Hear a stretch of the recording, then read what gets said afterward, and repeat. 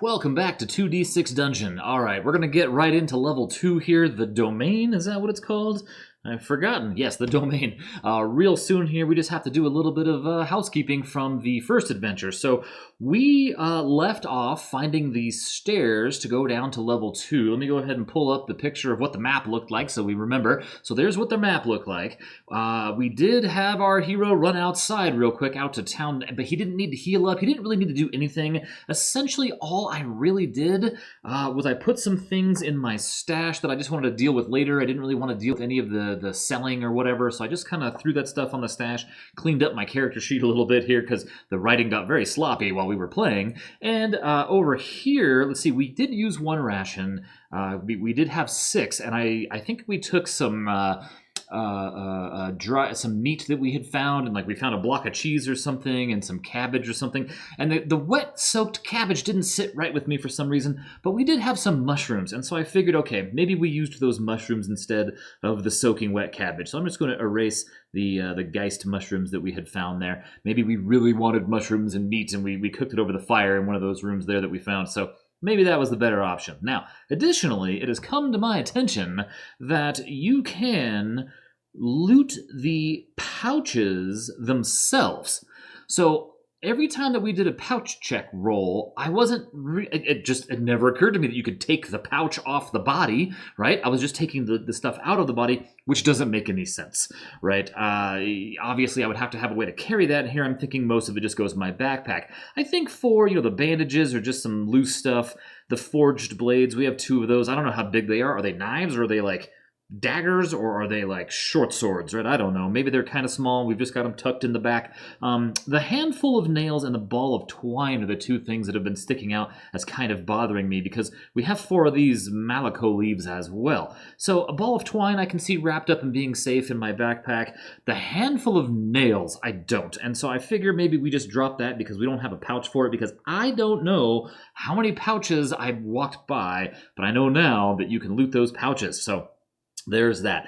I had to get some new enemies ready for this as well. We did not need to heal, but we did eat 1 ration sitting on the stairs, and I would have gained 2 HP per adventurer level, right? So I would have gained 4 HP. But Eduardo here has 35 hit points with a baseline of 20 because of those amazing potions we were chugging down. So we're still good there. So we didn't heal, but the better thing of that is that we didn't starve, right? That's the upside of that. So I think we're in a little, we're in really good shape here. And the last thing I wanted to mention before we get started here, other than maybe a quick run through of the website here, I guess I can ball all this together. So here's the Board Game Geek page for 2D6 Dungeon, just so you know what we're looking at here. You can buy this over here at this is the official website, right? drgames.co.uk. That's what you're going to see up top on the screen here, the whole game. And this is where I got my paperback books here, right here.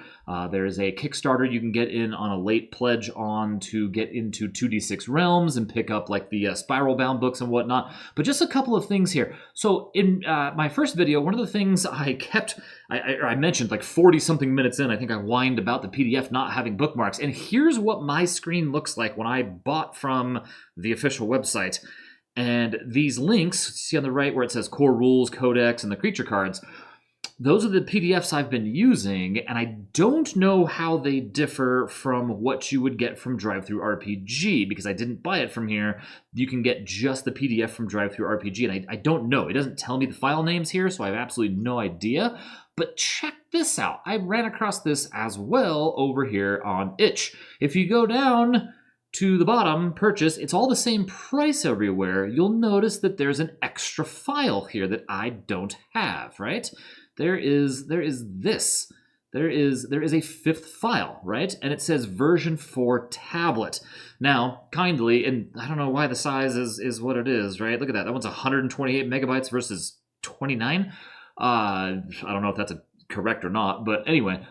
So Toby heard me say this and sent me this file, so I don't know what happens. So, like, if you're like me and you bought it from here, you might not have that file, but this one's fully bookmarked and everything, so hopefully that's going to be less of a problem for us while we're trying to do this live. So let's see here, not live, but recorded, but I try to do everything here in real time, because this is how you would be playing, essentially, right? You would just have these books in front of you, and of course, the problem with the books and me opening them here is you can't read them. As you can see here, this print would be too small and I'd be holding things up with the camera constantly.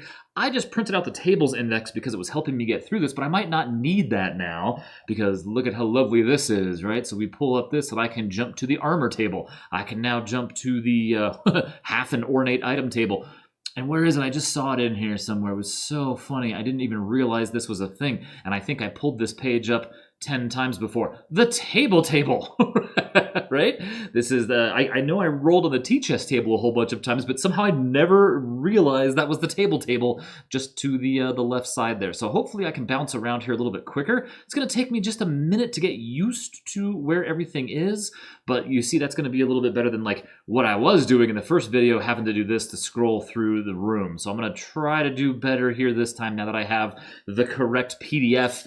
And I think we're off and running here, so I believe, now I might not even need this, okay, because now suddenly these numbers are useless here, so I don't know, because now I have bookmarks instead of page numbers, so where are we at here? Now, I also want to get close to the middle here. 3, 4, 5, 6, 7, 8, 9, 10. What is this here? 3, 6, 9, 10. Here's our center room right here. Okay, so as before, gray is going to always lead for me on this little journey here. That room is way too big, and if you remember, there was a really useful flowchart somebody on the Board Game Geek forums made that walk us through how to do the entire game. So I'm not going to recover all of the stuff that we've been over here. I know I get a little verbose sometimes when I'm trying to be very clear about things and make sure everybody's on the same page, but at this point, that other video serves very well for that, so I think we're just going to try to get down to playing here. But I do need a little bit of a reminder on how this one works, and I think the limit is 6 rooms, right? Because it cannot be larger than 12, and that would be a 30. That would be a massive room there, right? And so it says divide both dice by 2. So we'll say it's a 3 by 3 is a 9? Is that what it is? Oh, that's what it is. It's got to be bigger than 6, smaller than 12. So nice. Okay, let's do that again. That always makes such a nice sized starting room as well. And how funny. I remember complaining about my pen running out of ink last time. Let's hope that doesn't happen this time because I said something. And again, just for quick coverage, you don't need to draw your archways with this, but I'm going to shade in this first room. I don't know why. I just like doing it for just the first room. It just, I don't know, at a glance, it helps me notice which one was my starting room. Not that it's not incredibly obvious. I can even draw a little arrow. We've got our man, Eduardo, right here, this little this little dude. He's got a spear, not an axe, but it's just what I got. So here he is. This way, if I need to track where I am for whatever reason, there we go. So again, real fast, that's the end of turn number 1. You don't run into anything in that first room. So we're going to roll the 2d6 here and see. Remember, gray is going to be my X, right? Holy smokes! That's a big room to start. And of course, I never said which way I was going, but I do like to go this way only because I'm right-handed. So I'm going to go this direction here, 6 by 6. And if you need help with, again, this is an invaluable thing. Right here, were doubles rolled? Yes. Were they both 6s? Yes, they were. It just says draw the room anyway. So that's still a pretty mighty-sized room, and they don't want you re-rolling to make an even bigger room. So let's see how we do this. 1, 2, 3... 1, 2, 3, 4, 5, 6. And oh, you know what I didn't do is roll for doors. Silly me. There we go. So and this is the door die that I made myself with just paint on a blank cube. So we've got 2 doors coming out of this. That's okay. That actually makes good sense here. All right, 3, 6. Obviously, the door can't be down there. We will have 1 door come out over here. And what do you think here? Smack in the middle-ish over here, maybe? How's that look? Okay, now this, what did I say this was? This was, we're rolling big today. This dungeon will be over in about 7 rooms. And if you're a time traveler, you're seeing the timestamp of this, and you know better than I do just how long this adventure ran for. All right, so again, I'm just going to go over this one time. Back to the flow chart here. It says, were they both 6s? Yes, and now you move on to room exits and encounter start. Was it greater than 6? or less than 6? No. Was it greater than 32? In this case, yes. So this time it's a little special. This is a large room. Roll on the large room's table. Now for the fun part for me is I gotta find this somehow. Let's see here. We have level 2 large rooms. Look at that. Look how amazingly easy this is for me now that I have the right files. Okay, cool. All right, let's get going here. What do we have? We have a 4. That's a good number, right? All right, let's see here. The church. Oh, that's so funny. This is the, oh wow, I've been to a church before with wooden doors. Okay, so let's get the doors out of the way here first. I like to get all of that done just so I can mess with it. We don't know if they're locked. I really liked writing in that little book, and I've gotten accustomed to this dry erase board in front of me now. I was asked what this was from, and so I'm just going to mention it again. This is from the D&D, like the Dungeons & Dragons campaign case. This is the terrain kit board. Do I like it and recommend it?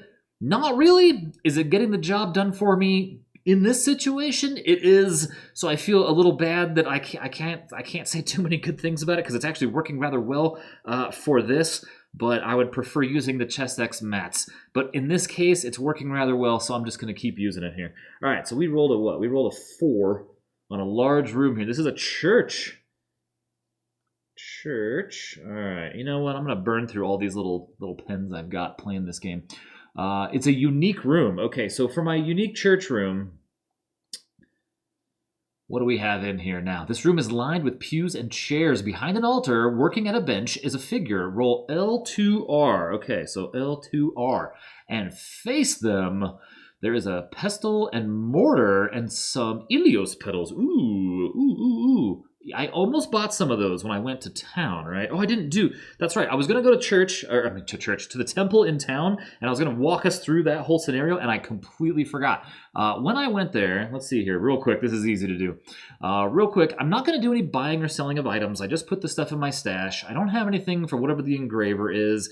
I'm not going to buy anything from the herbalist, and it's because I didn't have the pouches. That one's on me. I didn't buy any rations because I'm kind of poor. I only have, well, I don't know, maybe I'm not that poor, but I figured, you know what, 5 rations were doing pretty okay, I think, right?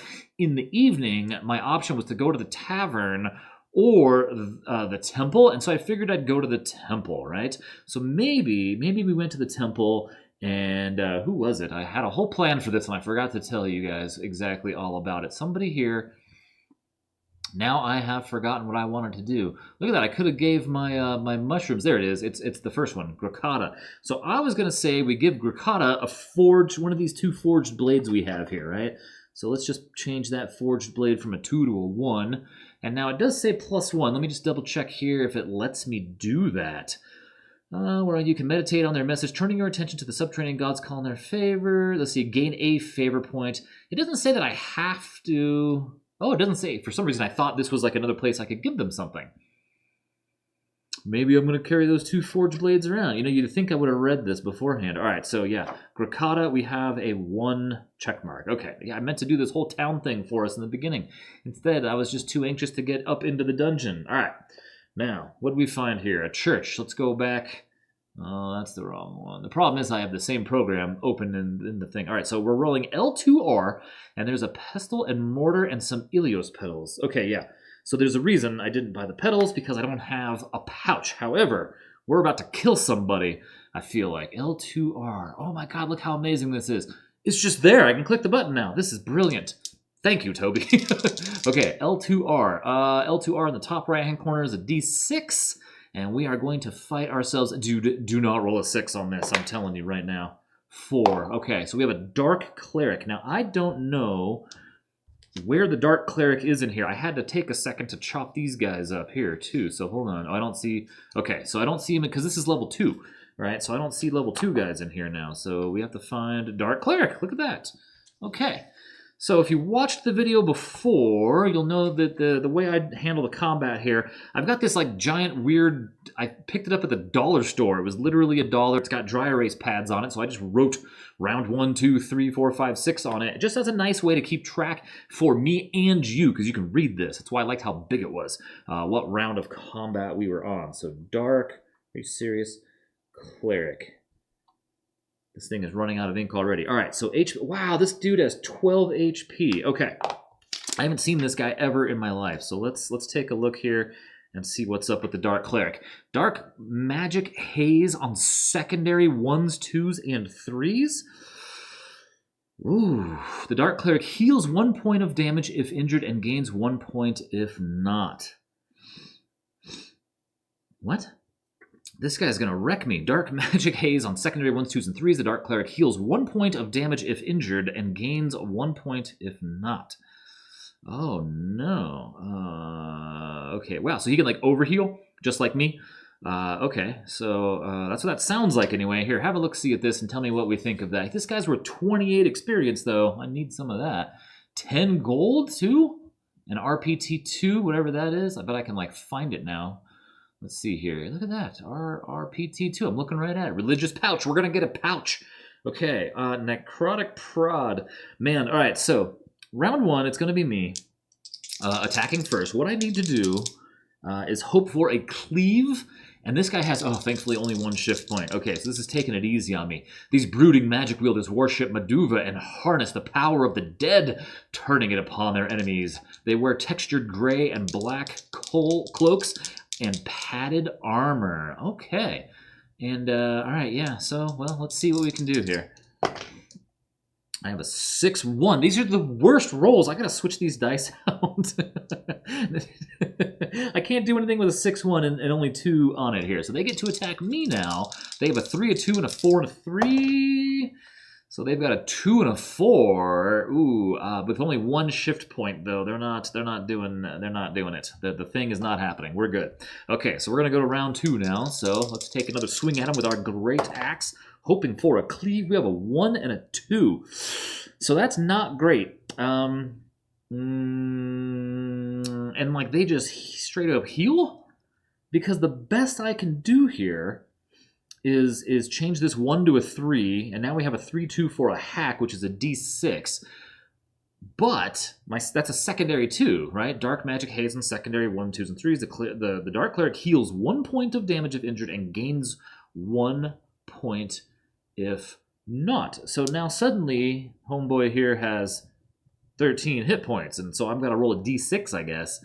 The good news is God, I don't know if this is good or bad. Let's just see. Come on. Wonderful. What a roll. And I switched this out. I was using a red and black one last time, and I got so tired of it rolling 1s. How funny. In the first roll with this one. All right, so they're going to attack me with a 2-4.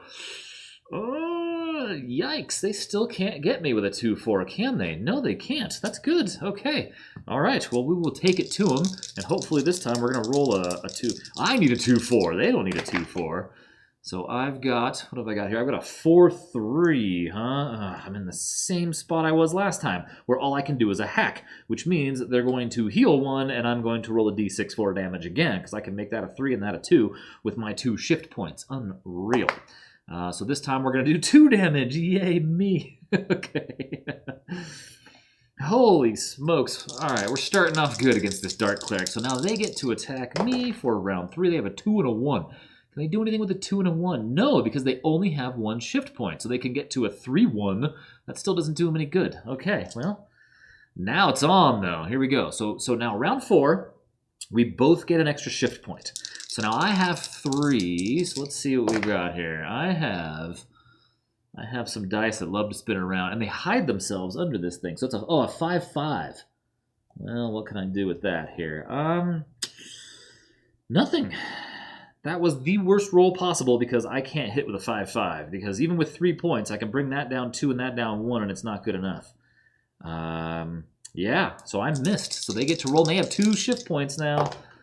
And they're rolling way better than I am today. Oh, and they just happen to roll exactly what they need anyway when they do it here. So a d6 minus 2 damage. Okay, whoops, that's a d3. A d6 minus 2. It's all right. Eduardo's not. Oh, I am afraid. Okay, so there's 4 damage, so we're down to 31 HP. Okay, well, here it is. Now I've got even more. I've got 4 shift points. Come on. Are you kidding? What is happening today?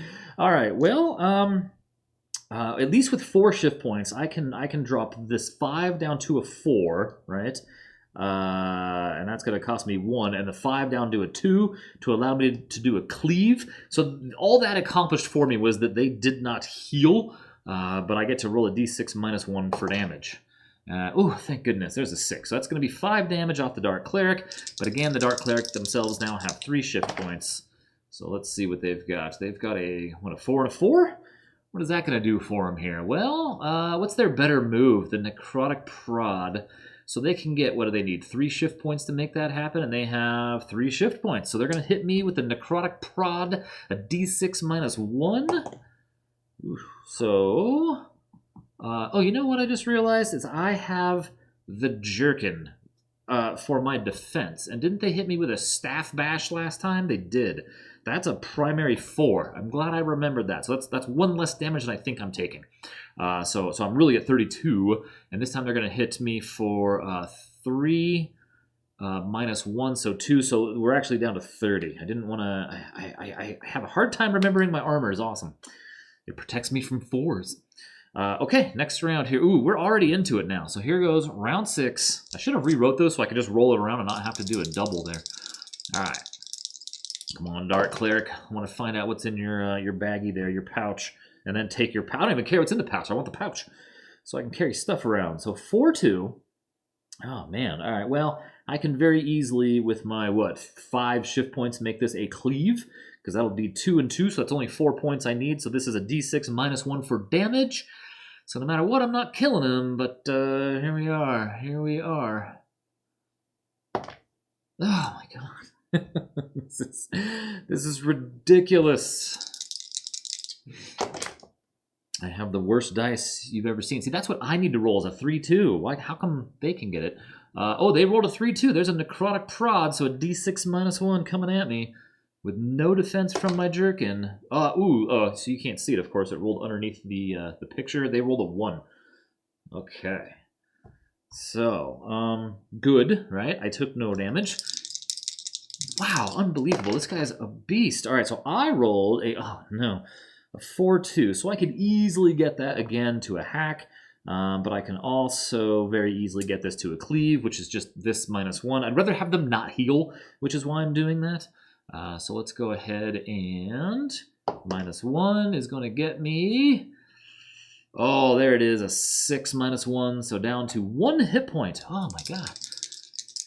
Our first battle on the second floor is just brutal, a 4-3. That's exactly what they need for a Staff Bash. A d6 minus 2, minus 3. So, you know what, my only question, I do have a question about that. Well, let's do this first. d6 minus 3. So I took no damage because of my armor. You know what, something did occur to me, is I do it for myself, but I haven't done it for the enemies. If they have enough shift points, would they shift something to a more beneficial role for them, right? So let me get this out of the way here, and let's just take a look. Because that guy could shift that to his other thing, which would be better, because instead of minus 3, it'd be only minus 1, and I would still take 2 damage from that roll.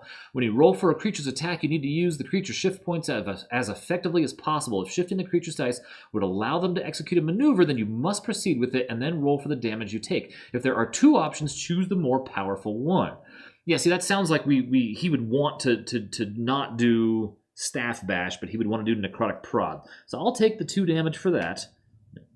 All right, and hopefully I didn't do that any earlier in there. That's a terrible 8. There we go. Hopefully I didn't shortchange this guy any earlier. But yeah, they're gonna play like we're gonna play, right? I think that's the intent there. All right, so it's my turn to just whack 1 damage off this guy somehow. Come on. A 1-2. That could have been much worse. All right, so let's go 1-2, and it will be easier for me. I mean, it doesn't matter, I guess, right? So we'll do a cleave again. I can change it to whatever I want. I have enough points. So this is a d6 minus 1. All I have to do is not roll a 1. Whew. Okay, so he's dead, finally. All right, let's see here. So what does he have? So it's plus 10 GC. That's pretty crazy. I don't even know which one of these has my gold on it. It's this one. So we'll add 10 GC, okay? And then roll on RPT2. So let's not... Oh, and 28 experience. Ooh, I like that, right? So 238. We're getting there. We're getting there. 238. Okay. So we get to RPT2. Let's go ahead and pull that up here. RPT2. And we get ourselves, RPT2 is a 2d6 religious pouch table. Yeah, see the way that's worded too. See, it says you spot a pouch and open it. Inside you find the following, as opposed to like you take a pouch and inside of it is, right? Oh, nothing and a bit. Oh my god! Of all the things that have happened to me, I've been talking about having a pouch. I don't know how long this video has been going for. Been talking about collecting pouches. Nothing is in the pouch, and the material unravels as you open it, making it useless. I can't believe that happened. That's unbelievable. How funny. Okay, well, to heck with that then. Right? Okay, so what we are going to do, though, let's do something I've never done before, right? So I want to learn how this works because I've never done this before.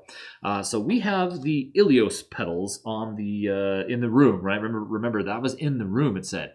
And I do believe under herbal remedies, we have healing balm. Crushed Ilios petals and the Malacco leaves applied to a wound heals 10 HP. You can use it once per room. So it doesn't say how many there are, so I assume it's one, right? Or maybe it did say and I just don't remember. But if we did find in the large room, let's take a look at that here. That is level 2 large rooms in the church.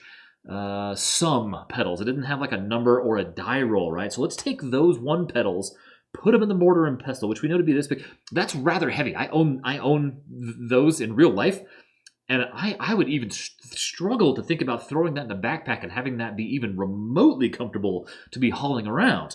But can I? I mean, it's in my backpack. I'm obviously fairly strong if I can whip around a great axe, right? So maybe we just take that too so we have it, because we didn't have one before, and if we want to make potions and whatnot, that's how we do it. So we're going to go ahead and we're going to do that. Where is it? Herbal remedies. I don't think it makes any noise, right? Somewhere here I have like a chart. Let's see here. Make an herbal remedy. Inventive usage requires specific ingredients. Hey, and I get 10 experience for this? I'm glad I checked this. So it's not going to make a noise. It's not going to do any of that. It's just going to be us. You know, sitting there just grinding some stuff up. Now, what do I do with this thing? What does it say that it is? It's a healing balm. So it doesn't sound like, well, see, the problem there is I can't use it then, right? I can't use it because I can't store this. I can't put it in a flask. I did think to write down my flasks. I have 3 of them. Oh, this is interesting. Now, what am I going to do? If I'm not going to mix my things and I can't use it because I'm fully healed, then you know what? We leave them here. We leave them here until I can figure this out. Okay, we're just gonna write that on the ground, right? So that I don't forget. Oh, we killed this guy, Dark Cleric, with his 12 hit points. His, her, them, it, whatever they are. We wrecked this person, right? Was it a lizard person? Did I even look? Oh no, they're not all human. Oh, it's a person. I didn't even look at the pictures of these guys. I see like these aren't human. These are whatever they are. Ugh. All right. All right. So let's do this here. We're gonna leave that there. There's nothing I can do, and I obviously don't have a pouch to do anything with. So we have to check and see if these doors now are locked or not. So let's go over here first. This door here is a wooden door. Wooden doors are locked on 6s. So let's see what we get here. This door is not locked. So let's go ahead and open it up and just take a peek and see what's through door number 2. Wow. All right. We have 1 exit out of there, and it's a 2x2. Okay, well, in that little 2x2, remember on the flow chart here, it says we have to re-roll that and add 2 to our next roll. So it can't really be much. Well, I guess we could wind it with a pretty big corridor here. So 2, 2. So this wound up being a 4, 7, really, right? Okay, so yeah, we can't really do 4, but we can kind of do the 7, right? 1, 2, 3, 4, 5, 6, 7. So we can make a pretty good sized room with 1 exit right out of the top. Let's go ahead and put that exit right there. How's that? Does that look legit? How big did this wind up being? 21. That's still less than 32 squares or larger. So now I got to work out where the new chart is because it's in a different spot. Human ancestry rooms. Let's see here. Boom. Here's a regular size room because it's only like the really small 6 ones that are tinier than that. So let's see what we've got here. We've come up with a 2-3. I mean a 2-1, right? Yeah, 2-1. We have a scribe's room. Okay, 2-1. Scribe's room. Scribe's room, 2-1. Random doors, and it is unique. Unbelievable. Okay. So we have another unique room. Oh, and I had the exits table up here a second ago. Where are you? I just saw it. Exit type table 1 or exit type table 2? Does it say? It doesn't say. I don't know why these are different. It just says random. EXT1, EXT2. I feel like I'm rolling on the wrong table for this for some reason all the time, and I don't know why that is. Because it seems to me that there would be a different chart somewhere. Let's see. Oh, it's going to be on, hold on, let me just double check something here. Exit type tables 3 and 4. Okay, so I got to look for exit type. No, that was the right one then. Exit type tables 2. Okay, so let's just see what kind of exits are in this room here. Now we're looking at the right-hand side. This seems like tables for tables for tables. 4-1. It's kind of hard to make out that one's gray, right? Now that I have more light going again. 4-1. 4-1 is a reinforced door. Uh-oh. Okay, so we have a single reinforced door. Okay, and reinforced doors. Oh, man. All right, well, we'll work on that in a minute here. The reinforced door is locked on a 5 and a 6. So 5, 6, we don't know. Okay, so we're not sure. That's a reinforced door. We're locked in the scribe's room. Potentially trapped in here now. Oh, God, this is so much easier having bookmarks. I can't believe it. Okay, so back to the scribe's room. What was that? 2-1. This is why I write it down. 4 tall desks stand in a square. Scrolls and quills line their surfaces. An agitated adept rises and attacks. Uh-oh. Combat again. If you survive, you'll find a scroll roll on SCT2. Okay, what's up, buddy? Adept. You're like right in the beginning. No, you're not. You know what that tells me? For the first time, I'm going to get to fight, yep, a level 2 guy here. Like an actual level 2 enemy. I've never seen this before. This looks like a human too, like a person. Not a, like gelatinous cube or whatever some of these crazy looking monsters are here. The its of the pile. I don't even know what some of these freaky, they look fungal, a lot of them, now that I think about it. Adept, 10 HP. We got that. All right, so let's do 10 here. And what does this say? Adepts are the trusted managers of the dungeon, organizing the staff and operations. They paint red slashes on their faces, wear gray robes, and carry short staffs. And they have a staff thrust on a 4 and 5. Feel like I'm kind of not afraid of this guy, right? Quick block on secondary 2s. Man, I tell you, on my next level, I'm dumping hack. I'm telling you, I keep running across 2s. Okay, roll on PT2. So, and there was nothing else in that room for me, yeah? That was it. Adept roll. Oh, SCT2. That's right, I wrote it down. Okay, cool. Let's see here. All right, what's up? Charge! I'm going to write down Adept in here. A-D-E. Of course, this pen. Oh, my God. You know, I thought ahead this time, though. Yeah! And I brought a second one out so I wouldn't have to stop the video for a minute. So let's see if this one's any better. What did I roll here? A 6-5. Can I do anything with a 6-5 on round 1 of combat? No, I cannot. So we're going to roll for them. They have a 4. Oh, good. That means I get to block them, too, with my jerkin every time here, right? So 5. Ooh, they rolled rather well, right? Not quite good enough. They have a 5-3. They have a 5-3. So they can get to a 4-4, which isn't good enough for them. Okay. Round 2, here we go. Coming swinging at you again. Oh my God. Why is this guy worth 70 experience points? Wow. Okay then. 3-3. Wish I could double my roll. Okay, so the problem with a 3-3 is that I do not want to do a hack, because that's where the 2 comes in, the secondary 2, right? I want to do a cleave. So I can roll this one down 1 and that one up 1 with my 2 shift points that I have right here, and do a cleave, which is a d6 minus 1.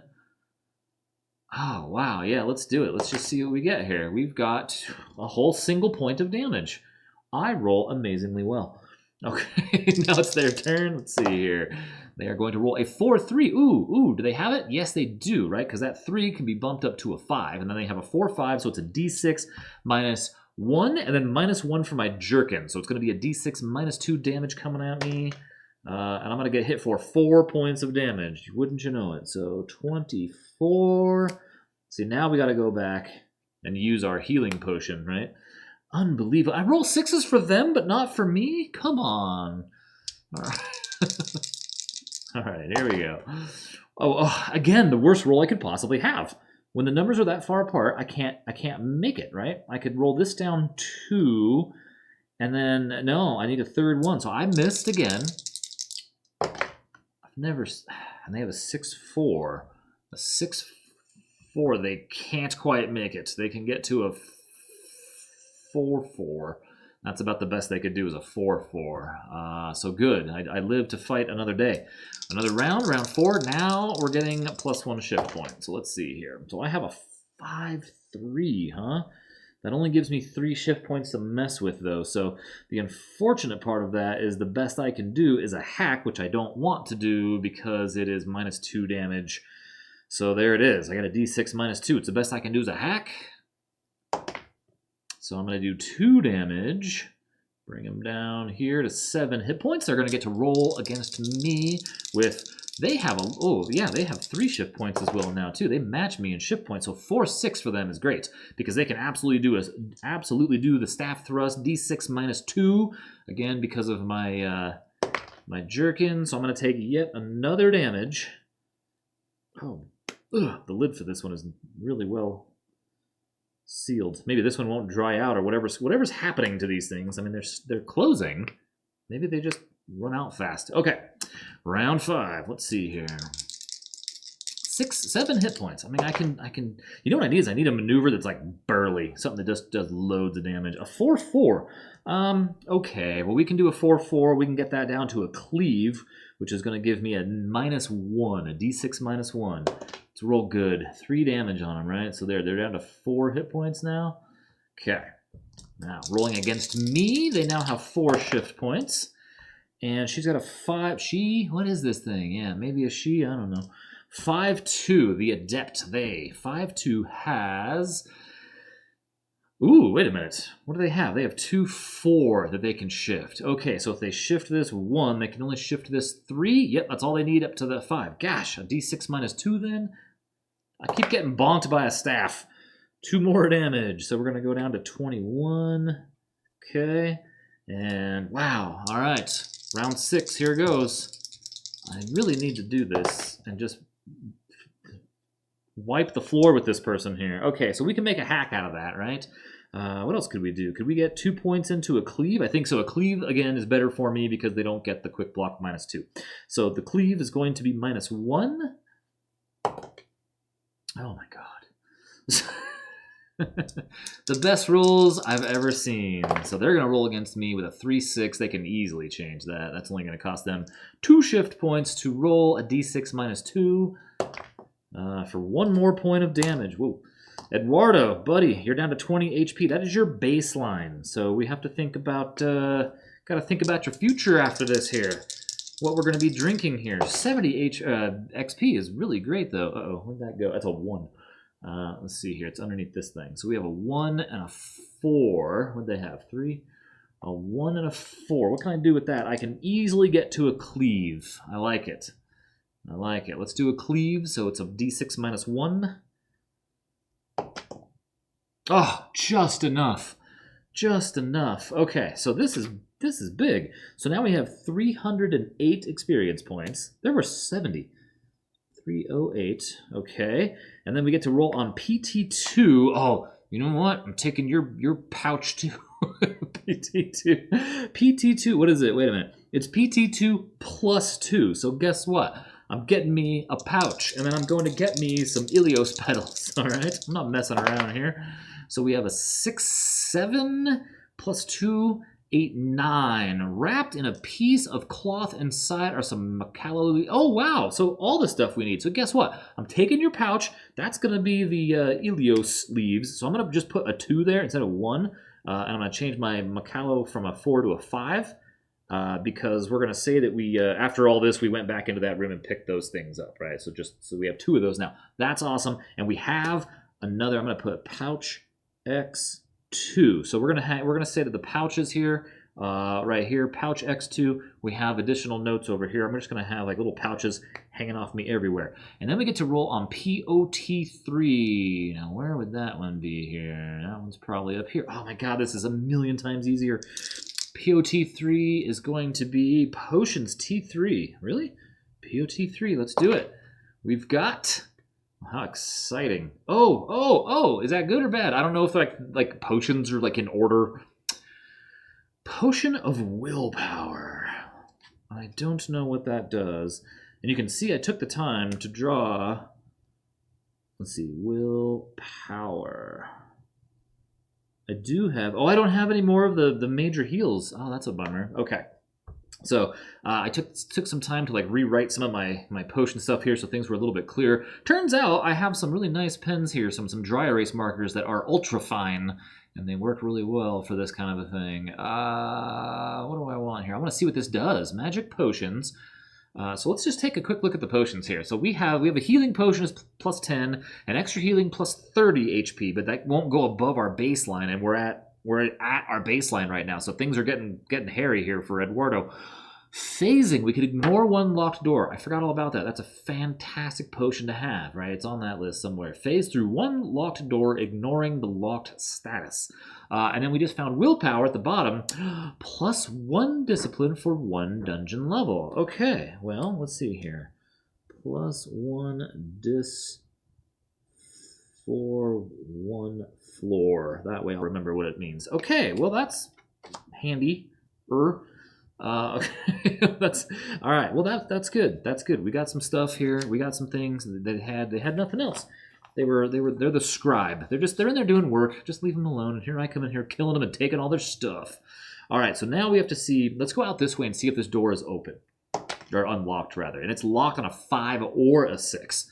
So we're hoping for a low one. There we go. So it's not locked. So we can continue on our little journey this way. You forgot to lock the door, buddy. All right, let's see here. Oh, I need the doors as well. I'm digging it. This is a ton of fun to just go wandering around, finding crazy stuff in here. We found a little skinny corridor, it looks like. So this one's 4 by 1, so it's going to be really small. Let's see here. So my 4, gosh. Let's go 4 by just 1, huh? So the question is, where do I want the exit to be? You know, and I'm always a fan of making the most out of my little dungeons, right? I want them to be fairly large, so let's go ahead and do that. Let me put this pen over here face down, see if it doesn't get better later. Okay, and yeah, there's our 1 exit. Now, there's nothing here. There's nothing in these little tiny rooms in here, so let's just keep going. Right? This is just a weird little hallway. God only knows what happens at night in the end of this hallway. That's some freaky stuff down there. I don't know. All right, so we have a 2, a 6, and a 1. Okay, well, you know, how do we do this? Let's do this. 2, and then go up 6, 3. Oh, wow, we're going way up here. Okay, so that was right? 2, 2, and 6. Yeah, okay. With only 1 exit, though.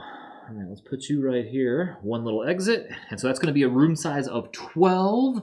So now, God, I wish the PDF program I need now needs to allow me to highlight certain bookmarks. That'd be sweet. Oh, wait, can I? I'm just dumb. Let me see here. Room 2, human ancestry. I can't tag it. That's a bummer. Okay, human ancestry, level 1 rooms. Nope, I need level 2 rooms. Boom, there it is. The domain. Okay. What do we have so far? The scribe's room was 2-1, yeah? 2-1 scribe's room. All right, random door, unique, yes. All right, what do we got? We have a 5-1. That's going to be the next page. 5-1. This is a guardhouse. There is a wrought iron cell here built into the wall. You can make out a form inside. So this is a 5-1 guardhouse. Okay. And the guardhouse is not unique with reinforced doors. Oh boy, okay. And we know that to be locked on a 5-6. Okay. And then there's like a jail cell in here.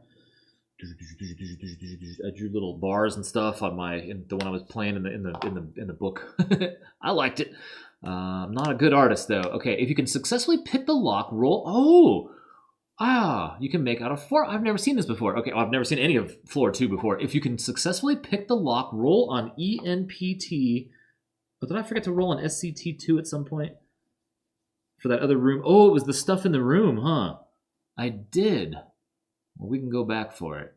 I forgot all about that. I was in a hurry to get through that room because that combat took me forever. Let's see, SCT2. Yeah, let's roll on that real fast and just get that over with in that room. We found a scroll of invisibility. Okay. This is why I write it down. But you know what the trick is? You have to actually look at your own notes to remember exactly what you're doing. Okay, so guardhouse. Let's pop back on over there. Level 2 rooms. It was on the second page, right? And it was a 5-1. Okay, guardhouse. If you can successfully pick the lock, roll on ENP. Okay, so pick equals ENP2. If you fail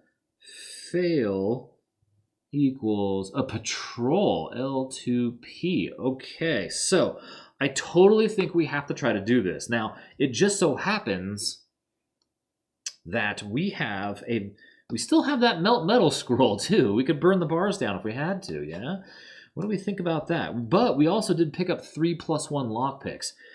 Let's see what happens if we cast the melt metal scroll on these bars. I don't think I want to use a lockpick just yet. I want to make sure that we get this out because I want to see it happen. So we get a +1 to our. It's a discipline roll, I think, for picking locks. Yeah, it's a discipline roll, I think, or I mean a roll with discipline as if it was like maneuvers, right?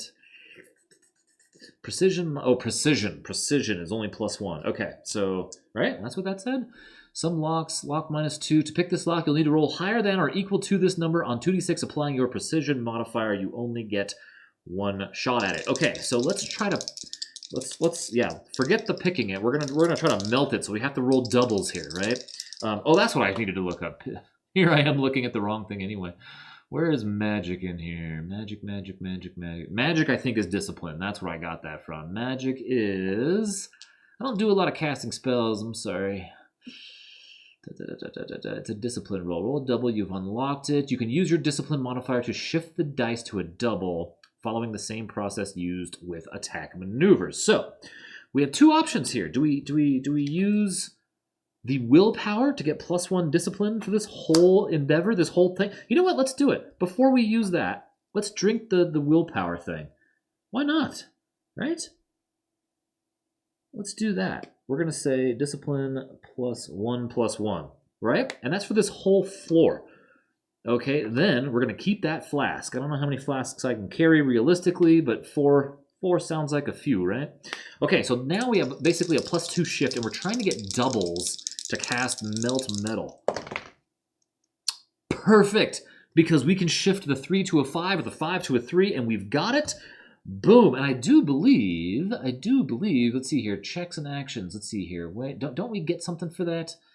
Don't we get something for that here? If you roll a double 6 in the spell, let's see, whenever you cast or attempt to cast a magic scroll, you gain 5 experience per adventure level. So look at that. Look at that. We just melted the bars, freaked this dude out. We got 10 experience points for it. What's up? I'm here to save you.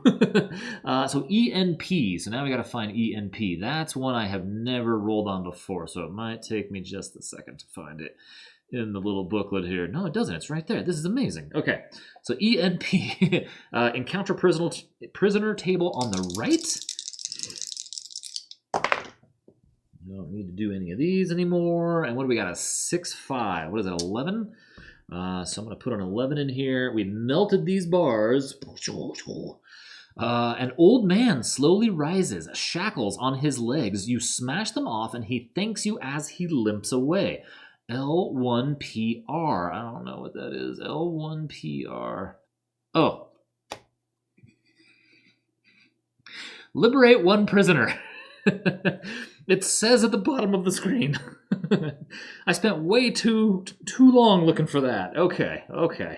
It says on the bottom of the chart. Okay, great, cool. So we've done that. We've got the guy out. The guardhouse is done. We didn't get attacked. We melted the thing. I like to use some of the stuff that we get here, right? You can't live forever. And like in any good roguelike, like Tales of Magi-All, whatever it is, NetHack, Rogue, what have you, you can't carry an unlimited amount of stuff, and sometimes you just have to use stuff to get through a situation rather than roll the dice, because you just can't let that happen. So, all right, we're going to roll a 5 and a 6 and go up here now and see what we can find. The door is not locked. I like that. So we're going to go up there. We are going to find... Oh, in here I haven't been moving Eduardo around, right? There we go. I forget he's there. We don't really need him. He's just kind of funny to have. All right, 6. Ooh. So we can go 1, 2, 3, 4, 5, 6. And this is supposed to have 2 exits, huh? Well, let's do this. And it's 2 tall. 1, 2. So let's do this. I think we're gonna do this and this for our... Oh, I can't. Well, son, I guess. So the problem here, so I don't think I can... The room creation rules won't let me put one up top here because it's 1 space away from the edge. So I'm pretty sure that's not... Because then it would force a corridor no matter what. And so I think we're cool. We're just going to leave that alone. I think that's good enough for me. So what do we got essentially here? 6 to a 12. So a regular sized door room. All right, we are back on track here now. Human-sized rooms, level 2. Let's roll some dice. We've got ourselves a didn't I just roll this? A 5-1? Is this yet another guardhouse? Oh my god, it is. Okay. Hey, guess what? I know exactly what L1PR means on the chart. Okay, 5-1. And you know what? We have definitely gone from floor 1, which was, where the workers were, and they put them up top, so they have to deal with people moving into their place. And now we've gotten into the scholars are here, and the church is down here. They've got the guards, down here and whatnot. This is a much different scenario. Okay, so unfortunately, the game is totally forcing us to make that roll for the lockpicks, yeah? Right? So let's just go ahead and find out how that's going to work this time. So we already know what the chart says. Right, 5-1 is guardhouse. Roll on ENP2 or... Oh, it's reinforced doors. Let's go ahead and do that now before we forget. How funny that I rolled the same thing. Okay, guardhouse. So the way that this lockpick works is we have to roll 2d6 to determine the strength of the lock. That is, of course, it's going to be a burly lock, isn't it? Roll a 1. Excellent. So this is a 6 on the locked door. Okay, maybe I'll draw a little lock. That does not look like a good lock. Okay, so that's a 6. So we know that we can add our precision to it, and these lock picks are +1. So we're essentially 2d6 plus 2, and we have to get at least a 6. Bingo. Okay, so that's going to cost me one of my fancy +1 lock picks. So 2. And now, ladies and gentlemen, let's see here. This is not going to take me for... You're lucky. I spent way too long trying to learn to read. We need to go to ENP2. That I can probably find. All right, ENP2, we're going to roll 2d6. And at the very bottom, again, I'm just going to point it out. For those of you who've never, ever rolled on this table before, it explains on the bottom. Okay, so we're going to get a 6. There is a body here, but they are long dead. They're loose clothes hanging from the obviously skeletal form. That is a shame. We got a dead guy in here, right? So there's a body right there. That's too bad. I like that I can rescue some prisoners and whatnot. So that's okay. So let's see, what happens when we move along here. Is this door locked? It is. This door is locked. Now, it is locked. Man, this game wants me to use my lockpicks, huh? All right, let's see how strong it is now that we know it's locked. A 7. It is locked with a 7. So let's go ahead and attempt the lockpick again. Did I forget? Pick a lock, open the lock. Told you the lock I need to pick. You only get 1 roll per lock. Do you get... Somebody remind me. Experience points if you do such a thing. I don't remember. Somewhere in the book here... Locks and picks. No, I don't. I mean, if I do, I'm just scanning it real fast and I don't see experience for lock picking. Like, if I do, I didn't see it. Okay, so let's try it again. Let's give it a go. So we're at +2 to pick locks. We need a 7 or better. We have a 7, 8, 9. Okay, but again, we just used our very valuable, very precious, unpurchasable in town lockpick. So now this is open. I'm not so sure that was really worth it, but you know what? The game, sometimes I think the game teaches you how to play the game by forcing you into situations where you have to use things and look up tables and use rules you don't know how to do. Like I've never seen a prisoner before. It's pretty exciting. All right, so we have look at this room. Okay, so this is 5 tall, huh? So let's go all the way to the edge. Okay, so 3, 4, 5, and then 6, and only 1 exit. Are you serious? 3 and 6, and only 1 exit. Do you say we come down? I mean, we still have all of this. Let's go out more. Let's do this. Let's say that our little exit is right here, as such. And that's a big room. That is 30. That is a 30. But guess what? It is not that big. So it's big, but it's not that big. So that is, let's see, where is our large room chart, right? So large rooms are 32 squares or larger. So we are very close to that, but unfortunately we are not. So this is a regular room. Oh, here I am rolling back here. Where are you? Regular room. Here we go. Okay. Level 2 rooms. We've got ourselves a 3-3. What is this? Is this on this page? A loot lockup. Okay. 3-3. Loot lock up. All right. Loot lockup says not, of course, another reinforced door. Not unique. Sorry. Loot lockup. Bars and a locked gate section off a corner room. Inside, you see 2 chests. Oh, well, don't mind if I help myself to those. All right. The gate has a lock +1. If you succeed, roll on CT1 and CT2, and then on L2TR after. Okay, so here we are now. What level is this lock? It's a gate of +1. And see, I could have saved. Oh, yeah. So this is a 13. Okie dokie. And you know what? This right here goes to show that I should have kept the... So now I have a real trouble, right? So I should have kept the melt metal bars, right? That would have been the smart thing to do. But I didn't, and now I have another problem. This is interesting as all get out. Okay, so check it out. I have 1 lockpick. The odds of me rolling 11, right, because they're a +1. So I could roll an 11 and add 2 to it. 1 for my precision, 1 for my lockpick. 11 or 12 is incredibly slim. And if I attempt it, I fail and I break the lock anyway. Now, that said, the other option is that I do have a phasing potion, but the problem there is I only have 1. So I can phase into the locked room and then just be trapped there forever.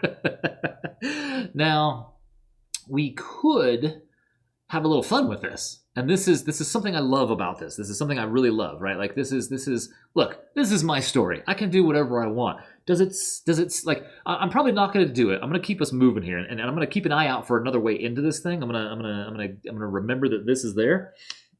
But I want to point out that what an option is in 2D6 Dungeon for this is I could phase into this room, loot the chests, and then didn't I pick up like a tankard or something? I mean, I've got metal blades and stuff, right?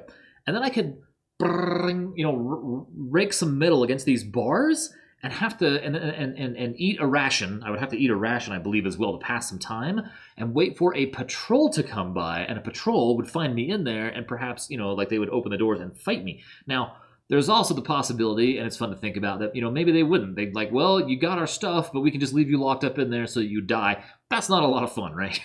Just keep you in there until you starve to death. But there's the very real possibility that, that's a fun thing that we could do. I don't think we're going to do it. I think we're going to try to remember this room for later. I think we're going to try to keep an eye, because I like loot and treasure chests. So let's carry on. And we found the stash, right? This is like I'm playing Payday 2 here, right? We found the stash. We just don't know, what's in there. We got to break into the vault somehow, but we have to go out and go get a GenSec key card somewhere or something, if any of you have ever played that video game. So the door wasn't locked. Let's see what we've got here. Well, we have a bunch of ones. So we're going to re-roll those ones and add them to our next roll. And we have a 7-4. I feel like we had one of these before. Okay, so 4 across, but 7 tall, huh?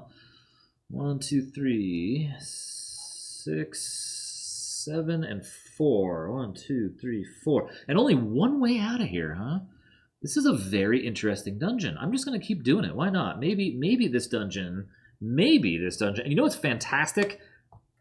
I don't need these anymore, do I? I can keep those with my books. When I play by myself, I'm not using this thing. I use the books, and I have a little book I write in.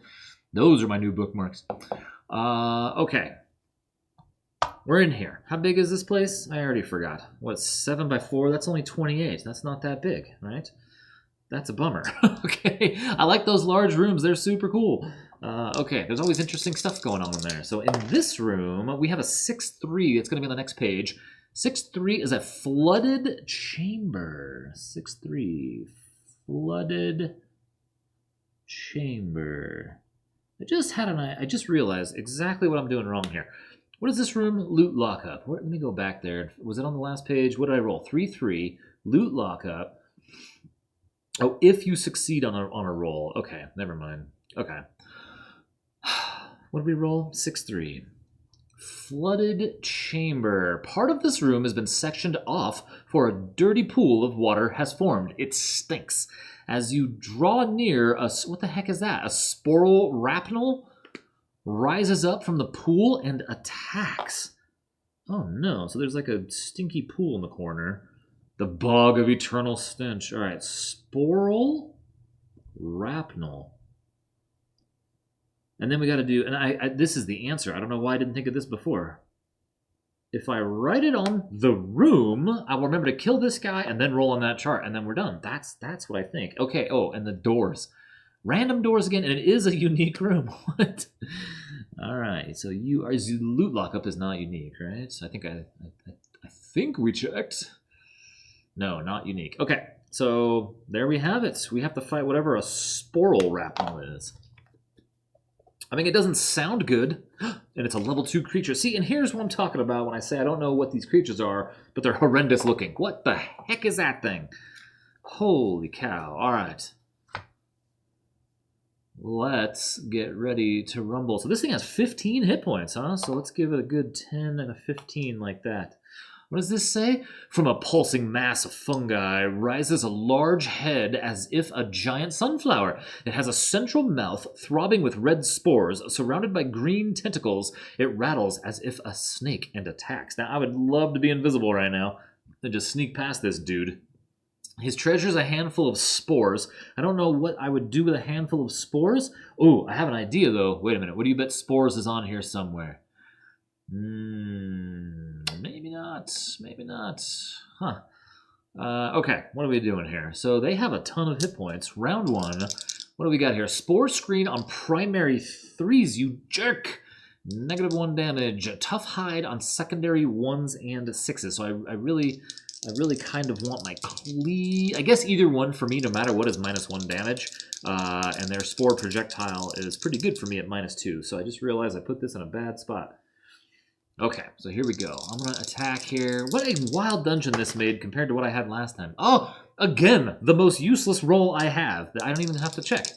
A 6-1 I can do nothing with, and I keep rolling it on round 1 for me.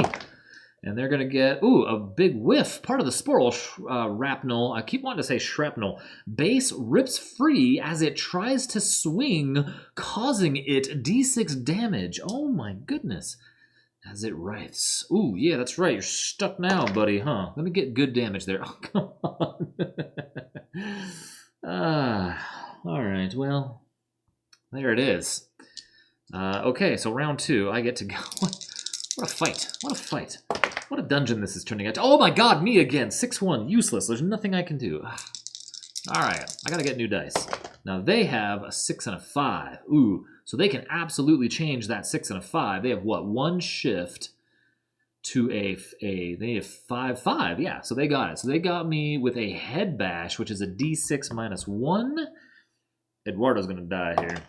So I took 3 damage, so now I'm down to 17 HP. Dude, come on. Okay. God, are we really in round 3 already? Yeah, because I keep rolling 1 and 6 for myself. I can't hit him.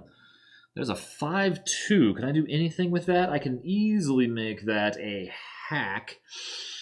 Which, yeah, it doesn't matter. That's right. I already figured this out, right? So no matter what I do, they're at a d6 minus 1 for damage. So, because I can't do tough hide on secondary 1s and 6s. I don't have that. So they're going to be at minus 1 damage no matter what. That's my cleave, or this 3 and 2s. Primary 3. Yeah, so minus 1 no matter what I do. So I'm going to do 3 damage, bringing this down to 11 hit points. And they're going to roll against me now. They have a 3 and a 1. They can make a 4 and a 1 out of that and do d6 minus 1. Oh my goodness. Roll a 1 for me, buddy. Okay, well, 1 damage is a little better. So I'm at 16 now. Uh-oh. All right, round 4. Eduardo's getting all kinds of poisoned here. Oh my god! Again! 6-1. So I have 3 shift points now, and I still can't do anything with that. I need 4 shift points. That's why the 6-1s are so bad for me, right? Oh, no, maybe I can now, because I have 3, right? Yeah, because I have +1, right? Okay, so I can shift the 1 to a 2, and I can shift the 6 to a 4. Okay, so that's something at least. So I can do a cleave attack. d6 minus 1, of course, 0 damage. Does anybody else have this bad of luck with combat? Okay, so they have it went under, a 3-6. It's just the way I have this set up, and I have no way to put a little wall there yet, so I'll figure it out. So they have a 3-6. What can they do with that? A 3-6, and they have what? Only 2 shift points for them, so they can't do anything. That's right, buddy. How's it feel? Not great, yeah? All right, we've only done 4 points of damage to these guys so far. So we rolled a 2-6. We can get that to a cleave, so we can do a d6 minus 1. Oh, good. Now we're talking. We'll do some real. You know what we need is exploding 6s here, right? So I can stand a chance. So they're gonna roll against me a 4-6. Oh, and they only have what, 3 shifts? So what are they gonna do with a 4-6? 4. And they're only 2 away, so they can do a head bash. d6 minus 1. Okay.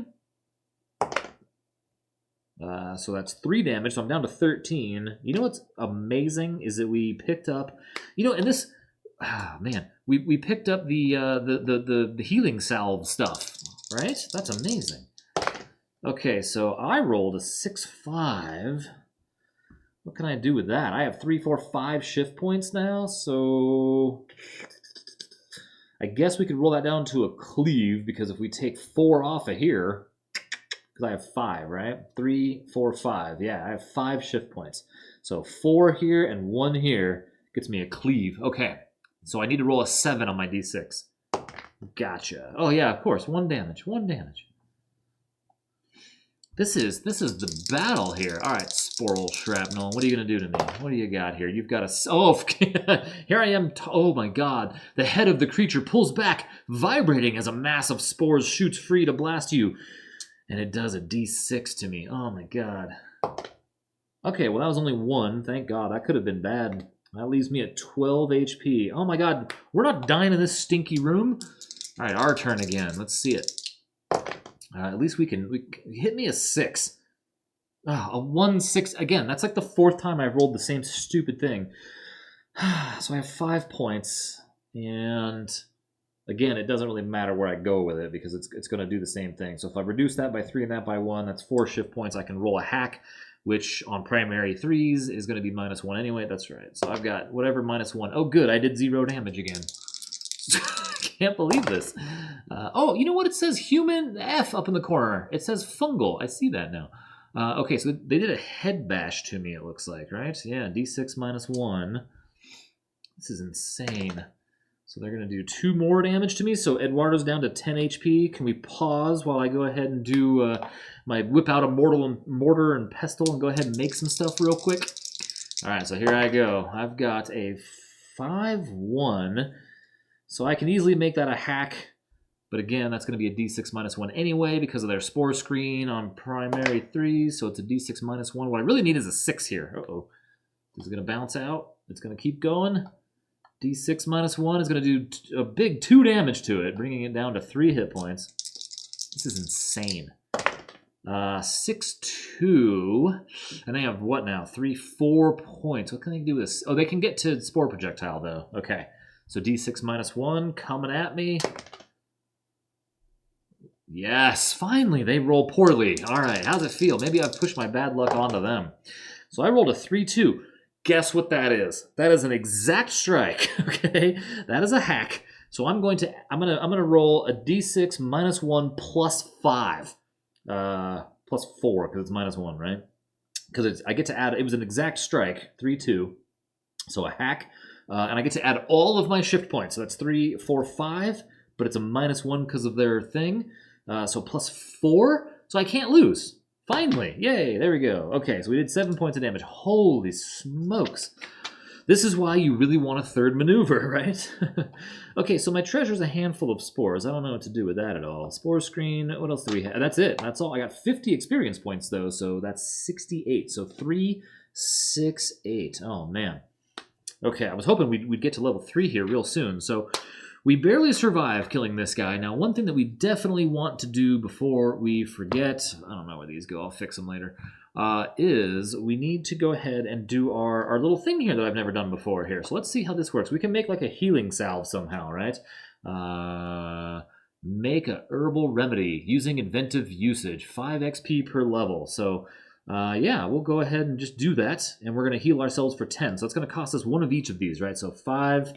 So we'll go 4 and 1. So we can do it again, but it won't go above our max. So we're just going to go from 10 to 20 HP, which is our current baseline maximum. I can't remember if I gave myself 10 experience, like when I was going to do it before and then didn't. So I'm just going to pass on that in case I already gave it to myself. Okay. Whew. Now, we killed this thing. We have to roll on IAUT1. See what we've got here. And I love it. Check this out. Watch how easy this is. Bam. This bookmarked PDF is amazing. It's a game changer. There's a lot of stuff here. Okay, so we have to roll D66. 5-1. You spot a stone in the wall that appears out of place. You take a closer look and find it is loose. Behind it is half a cheese wrapped in some cloth. Gain 1 ration. There is also a little dried meat. How funny. I swear to you, I have found that same thing like 3 times, right? And then we have a little bit of what? A little bit of cheese? What do I do with a little bit of cheese? Do I just eat it now and just say it's yummy? Or meat. Dried meat. Okay, you know what? So that's not anything useful yet. Dried meat. We're gonna put 1 dried. We're just gonna keep that dried because if we get 3, we can make another ration. Okay, so we found the stash. This thing, I don't know why that thing had food in there. Oh, you know what I didn't do? I forgot the door. That was a 6-3 on there. The door on a 6-3 was random. Oh, that's why I forgot because I never rolled for it. Okay, so exit type tables. Let's see what kind of door is on this. There's only one way out of here. This is such a freaky dungeon. What have I got? I got a 4-3 here. 4-3. A 4-3 is going to give me an archway. Okay, fine. Fine. We have an archway. That's an easy one. We rolled on IAUT1. What I need to find is another scroll of melt metal or of phasing. That's what we need to find. So let's go check this room out and keep exploring here. Wow. Okay then. Let's get some of this out of the way. We've gone to the back of this place first somehow. So I somehow forgot. We're doing 2 tall and 3 wide. Okay, so ooh, is this a small room with 2 exits? I wonder if I can even do that, right? 1, 2, 3, and only 2. So let's put the exit, down here for one of them. And can our second exit, I guess, I think that's not legit. Like, I know up here is not legit, but I think I guess that's still technically 2 away, but I don't like it because then it forces us to do a like a corridor, right? And I kind of don't like that. I kind of don't think that. I mean, I guess around the outside of the dungeon, maybe it is.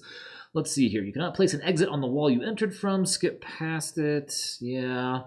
There's not always an exit. You cannot place an exit in the outer boundary. We know that if an exit would lead to a space 1 square from a wall, do not add it. So, I mean, I guess technically the wall is right here, and the exit leads 1 space from a wall, right? So, I mean, I guess technically, yeah, we have 2. So I guess if it was here, we would have no good. So I think that we're okay. So maybe I fudged it back wherever it was. That's all right. Good enough. Oh yeah, I think it was up here. There might have been another room, wasn't it up here? That's okay. I think we can live with this. All right, so we have a small room. This is a small room. It really is a small room. It's a 6. All right, level 2 small rooms. We haven't seen one of these yet. Okay, 6 squares or smaller. Here we have a 10. Oh, that's so funny. This is exactly what we had to get out of here. So we have a 10. This is a heated space. Heated space. Okay, heated space. Let's see. There's a small burner here. That's it. The space is warm. Flickering shadows cast across the space. If you dry yourself, roll on one L1P. There is nothing else in the room. So this is an empty room. Oh, what kind of doors? They're always archways, right? Yeah. Okay. So let's see what we got here. So if we were wet from here, and I'm not entirely sure we were, it's not like I went diving in there or anything. We could dry off in here, but we don't need to, I don't think. So let's just go take a look and see what's over here. Let's just find out what's in the far corner, since apparently I cheated over here and I didn't make a little skinny corridor.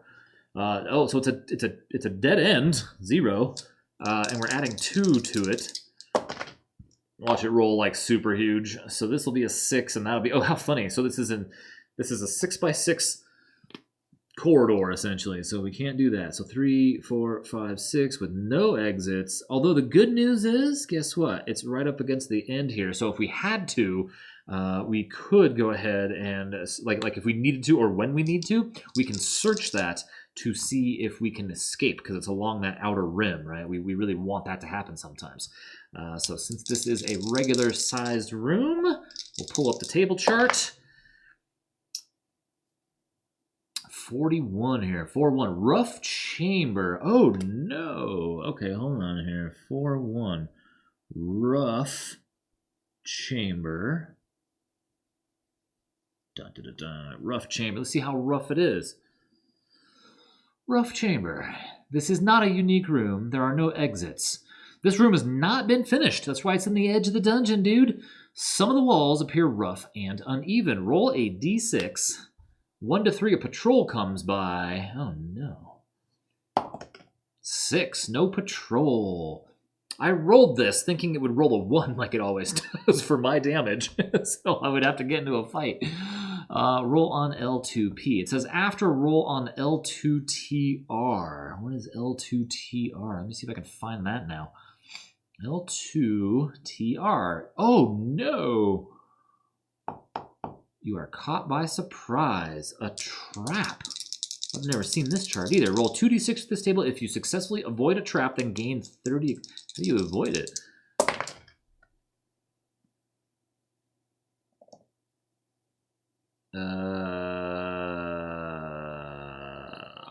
Seven. The air smells toxic. You are soaked and you become overwhelmed as it clings to your wet clothes. Lose D3. Wow, was there something I missed about, like, dodging a trap? Excuse me. Was there something I missed about dodging a trap? Because I feel like not one of those things on there talked about traps. And I haven't encountered a trap yet. Secret doors. Inventive usage. I was not very inventive there, was I? You know what? I have a whole chart for stuff. Do you see the word trap on here anywhere? I've never encountered a trap before. I guess it just kind of happens, huh? Huh. Attempt to cast a spell. Did this thing say... Did any one of these have the option to not get hit? Right? Your armor, you are Oh, yeah, the first one. A series of darts shoot from the walls. Okay, so yeah, we just got soaked and what? We rolled a 7, lose D3 hit points. Okay, I have a D3 right here. Dang, that sucks. Okay, so yeah, this is a trapped room. We're going to take 3 damage, so we're down to 17. The good news is we can go back a room into the heated space and dry off. However, we have to roll on, I think, L1R, right? What was it? That was a small, level 2 small room, heated space. Roll on L1P in case we encounter a patrol. L1P. Where's L1P? L1P. Oh, not in case. Like, that's straight up. You're in it. So we got a guard. Oh wow. Heated space. If you dry yourself, roll on L1P. There's nothing else in the room. So, okay. So we have to fight a guard. Oh man. All right. So really, the way that should have worked out was because I was soaked. I should have put a little 1 on here. But I knew 1 room over we could dry off. Unfortunately, now we're stuck fighting a guard. The only good news is the guards aren't the hardest, right? Let's see. Guard. Oh, there's a guard dog. I don't want to fight a guard. Oh, here's the guard. We've met before. We have met before. You come here often? I mean, I guess they have to have guards on this floor too, with the hoity-toity upper echelon, right? And they gotta keep a lookout on all this loot, and the guardhouse is here, so maybe they're bringing a body in. So let's see what we got here. 7 HP for this guard, huh? So there's 5. Here's a big 2. Okay, so these guards. Let's see, round 1. Here we go. I only have 17 hit points. I didn't have a chance to heal up because I was soaked from a stinking trap. Let's see here. Trap. That's the first time I've ever encountered a trap. Plus soaked. Oh no. There's a sad face. Okay. What did I roll? Probably a 1 and a 6 for my first attack here. A 4 and a 5. Okay, can we do anything with that? God, I only have 2 shift points. So let's see here. It'd have to be over here. Not enough for me to do anything with. I can get that to a 2-5, not good enough. So they get to roll shield block on secondary 3s and 5. So I'm good. I get around their shield block. So they're going to roll a 1 and a 5. Yeah, they're miles away. Miles away. So round 2, I've got a 3 and a 6. I need 1 more shift point. Okay, so round 2, they have a 2 and a 4. They don't hit. These guys are not great guards. Let me tell you that, right? That 2 and a 4 isn't going to do anything for them. So, sorry, pal. So 3. What's up, buddy? I'm not your buddy guy. I got a 2 and a 5. So I can do a cleave for the cost of 1 shift point. So a cleave is a d6 minus 1. I'm going to do 0 damage to them. They are going to do... I have like the wildest luck today. A 2 and a 2. They still can't get anywhere with their single... Oh, they only have 1 shift point. Yeah, it was just that one dude that had 2. Okay, so round 4. Here we are now. So now I have 3 shift points. What's up with that? Okay, so 3 of them. I can make a cleave out of this. So that's a d6 minus 1. And God, my armor does nothing against them, and their shield block does nothing against me. So this is just numbers. So we're gonna do 4. Yeah. So we're gonna hit him for 4. So we'll take him down to 3 hit points. Nice. And you know what? Roll on PT1. Guess who's getting a new pouch?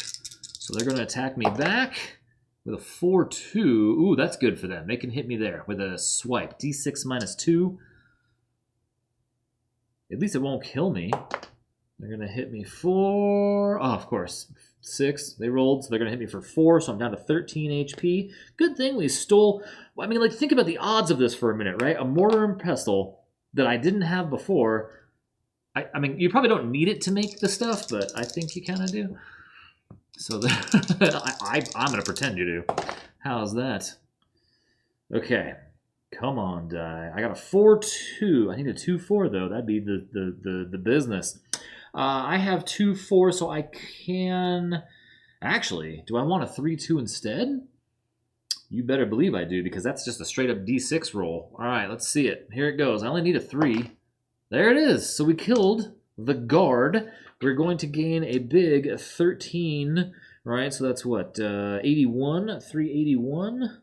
We're getting there slowly. We have not had a ton of combats in this place, right? We've fought 3 dudes. The Dark Cleric, the Adept. This was empty, that was empty. I almost got myself put in jail.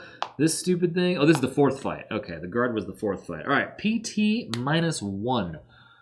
I want a new pouch. PT -1. Let's see here. Or PT1 -1. So we're on the left. PT1 -1. So 8. There are some leaves inside. So the Macallo leaves. I'm going to go back to 5 of those. Actually, I'm just going to put 4 and 0 of the Ilios things.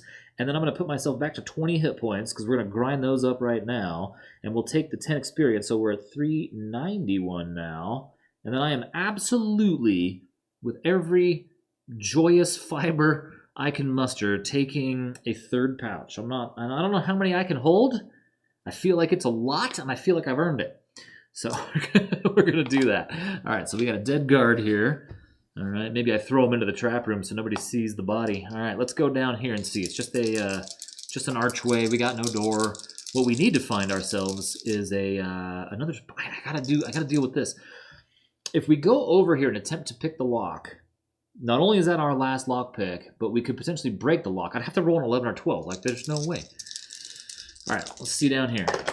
A corridor with a single egg. Oh, man. Okay, well, you know, hey, sometimes this happens. So I go, what the heck? 1, 2, 3, 4. And then it has an exit room right there, which is going to be the archway.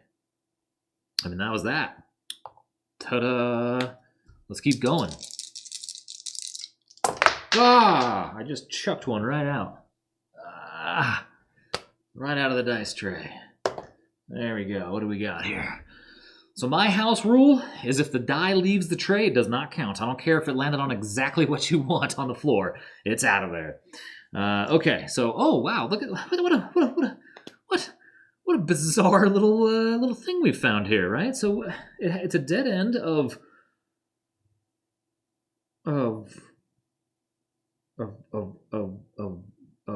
this size. Like, that's it. Like, we have just come to the end. So there it is. Well, there you have it. Okay. So, well, let's go back. Man, this game really wants me to give that a try, and I really want to give that a try. But you know what I don't want to do is break a heck of a cool, like, narrative story of finding another scroll in here that somehow lets me get in there. And I mean, like, and I might need the lockpick, right? How about this? The promise, before we're done, we'll attempt to pick the lock and maybe break it. So let's see here. So we got a dead guy, an empty guardhouse where we freed a dude. Wow. Okay, so let's jiggle the handle over here. So this is a wooden door, so it's locked on a 6. 2. So let's go this way. Let's just see what's up here. This, and then these two are our only ways. How exciting. All right, let's see. Let's see what we can find. 2. Ooh, okay. Now we're talking. We got 2 exits out of here. We got some ways to go now. All right, so this is going to be 4. 1, 2, 3, 4 by only 2. Well, I'm going to have to put an exit over there, aren't I? So let's do 1 here. And we'll put the other exit up here, I think. Like that. What say you, right? We got 2 exits? Yeah, okay, so that's okay, right? 4, 2. Hopefully I didn't mess up at some point. All right, so now we have human ancestry, level 2 rooms. This is an 8, so it's bigger than a 6. Oh, wait. Oh, no. I was going to say that's a 5-1. It's not. It's a 1-5. I would have loved to have seen another guardhouse in here. That would have been hysterical. This is a storage area. Storage area. Okay. Storage area. The walls are lined with shelves, which are full of boxes and crates. There is also a sack. Oh, man, we got to roll on a patrol. So let's see here. Patrol 1 to 3. A random patrol comes by. Roll on L2P -1 if you survive. Well, I don't have any idea what's about to happen here. So a 6. So okay, so TCT one. We've seen this chart before. Oh my god, this is like night and day for me. TCT -1. Is that what I said? There's a T chest in here, and you find the following. We had no random patrol. -1. We have. Oh my god. There's the 2 6s I would have need to pick the door. There's a ruined pack at the bottom of the box. When you look inside, you find a throwing dart. Ooh, so we can use those, and I don't know how. So like I said, throwing dart. Like I had said, the game sometimes, like, here, it gives you stuff. You have to just find this stuff to learn how to play. When you look, you find a throwing dart and a potion. Roll on POT2. Please.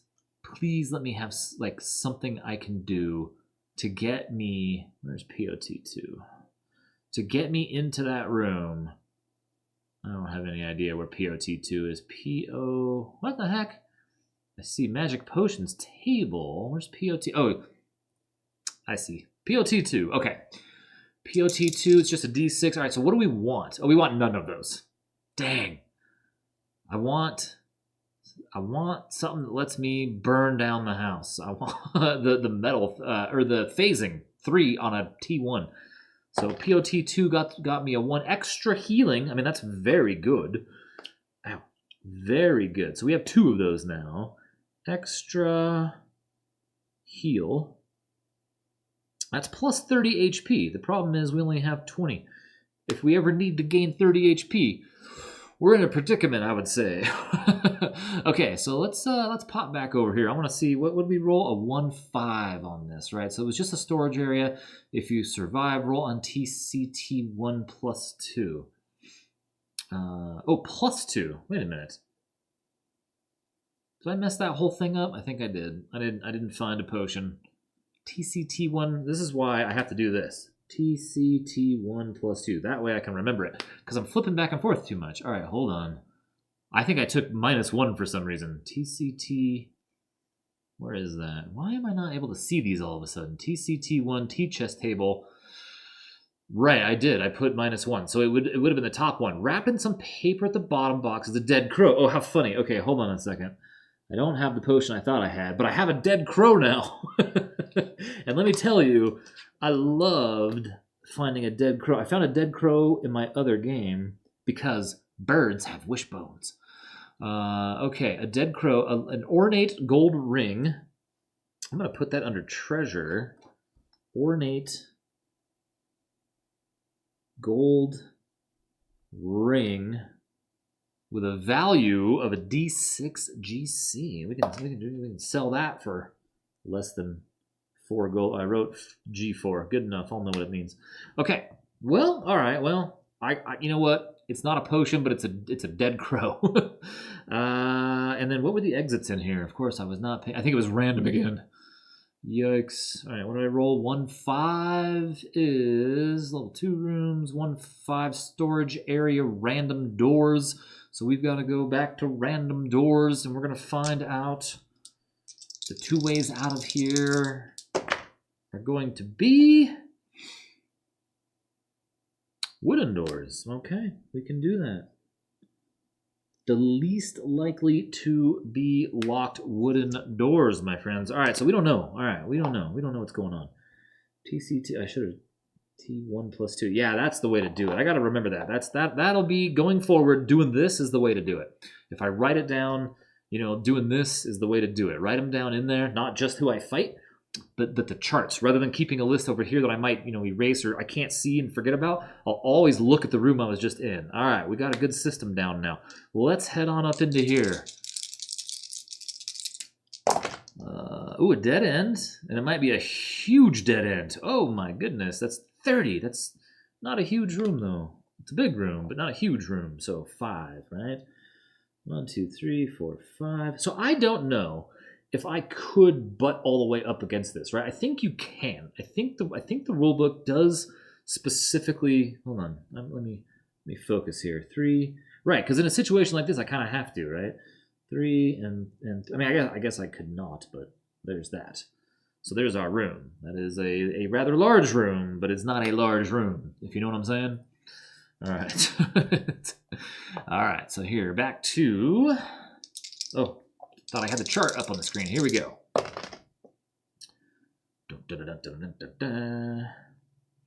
A 1-3? No, a 4-3. Okay, so a 4-3 is going to get me a kitchen. A kitchen. 4-3. Kitchen. Are we going to fight the chef now? I have bad memories of brawling in a bar where I got wrecked. This space is a series of counters covered in pots, cutting boards, and knives. The chef is here. They attack on sight. Use adept stats. Okay, so we're going to write chef, who is an adept. Okay. And then if we live, it's +1 ration. Yeah, this is the way to do this. Ration, and then IAUT1. And there are wooden doors. It is a unique kitchen, except for there are no doors in here. So we're going to just straight up beat somebody. All right, chef. Oh no, it's this guy. We fought one of you before. That's right. So, okay, that's cool, though, that we have fought 2 level 2 characters so far. I'm okay with that. Although this one sucks because we only have... Oh, we have 20 hit points, I think. Yeah. But I think they beat us down. All right, so 10 HP. So let's go ahead. Where's my... We'll do this and this. Adept. Well, they're not so bad. Somebody else wrecked me in this place. I don't even remember who it was now. This guy, I think. The Dark Cleric. Okay, what do we got here? Quick block on secondary 2s. So I do not want to use Hack, because that's -2 damage. And the good news is they're at -2 to me all the time. Okay, so let's see it. Here comes... Oh, I was going to say, let's see my 1 and a 6 for my first roll. This is insanity. I'm actually getting a little annoyed by it. They got nothing. I can't believe that. Somebody should be keeping track of this, because it's insane. I got a 2 and a 2. I don't think I can do much. What do I not want? I just said it, and I already forgot. A quick block on secondary 2s. So I can make this a cleave, because I can make the white one up to, so that's a d6 -1 for damage. All right, let's see. I did 4 damage, so we're going to take them from 10 down to 6 damage, hit points. They're going to roll against me. They've got a 4-2. Not enough, even with their 2 shift points. That's not enough. Not enough. Too bad, so sad.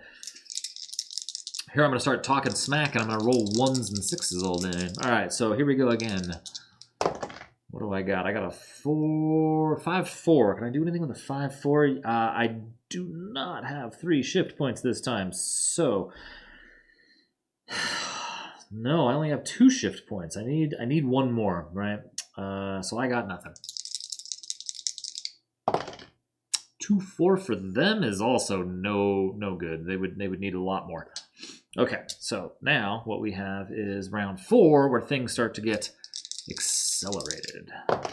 So I rolled a 5-4. Ooh, and yeah, see, now that I have 3 shift points, I can roll that down to a cleave, which is, at a minus... I think everything here is a -1 for me, right? No, it's just... Oh, I don't want hack because it's -2. Okay, so this is -1. Oh my god, okay. How many 1s have I rolled for damage? All right, now they roll against me. 1, 2, you're miles away, buddy. Okay, so 5... Come on, let's do this thing. Oh, I completely whiff. Now they attack with a 6-2. Ooh. They have what? 4 shift points, right? Oh, yeah, this guy has 1 more shift point than I thought. Okay, so 6-4. Can they? No, 6-2. No, because they can't get that far. They would need 3, 4, 5 shift points, and they only have 4. Okay. Whew. All right. Unfortunately, they have it now, though, because here we go into round 6, because I am not a master of my axe, apparently. All right. 4-2. Gosh, always backwards. Okay. So I don't want a hack. I would need 4 points to shift this over to a 2-4, which I have. I have 5 points. So let's go ahead and roll a d6 -1. All right. We'll do 2 damage and drop them down to 4. They're going to roll against me, and they have 5. They have the same I have. They have 5 shift points. So yeah, now it's on. Now it's on. Okay, so... Ooh. They can't get there. Oh, or maybe they just barely can, right? Because if they use 2 of their shift points, they can take this down to a 4. Then they have 3, and this 1 can go up to a... No, they can get to 4, 4. They just barely can't get there. Okay, now it's my turn. Well, I guess I can make this a cleave very easily. That's 3 and 1 point. And I have 5, so that's only 4 points. Okay, so here's a d6 minus 1 again. We could kill if you would roll a 5. Okay, so they have 1 hit point left. Oh my word. And then they're going to roll against me again here. A 4, 6. Ooh, that's... Yeah, they're good. d6 minus 1. Well, we didn't take any damage this fight until now, so that's okay. d6... Oh, no, it's a d6 minus 2 for them. So they only did 4 points, so 16 hit points, because that's my jerkin is a 4 on the defense there. Okay, so my turn again. Of course, they rolled a 6 when they hit me, though. Right? 6, 3. Ooh, that's far to go. I can go 1 and 3 points. So it's only 4 to roll a hack. No, I don't want a hack, though. I want 2 points here and 1 point here for a cleave, so d6 minus 1. So as long as I don't roll a 1, they're dead. Okay. Whew. I feel like I just have to stop saying it because I keep dying. So we have 70. Okay, so 461. Oh, we're so close to level 3. I'm excited. Okay, so now it's roll on PT2. Right, we have all kinds of stuff to do. Let me take the ration so I don't forget that. Okay, so now we're at 7 rations. I think you can just like wait and eat a ration whenever you want to gain the like 4 hit points or whatever.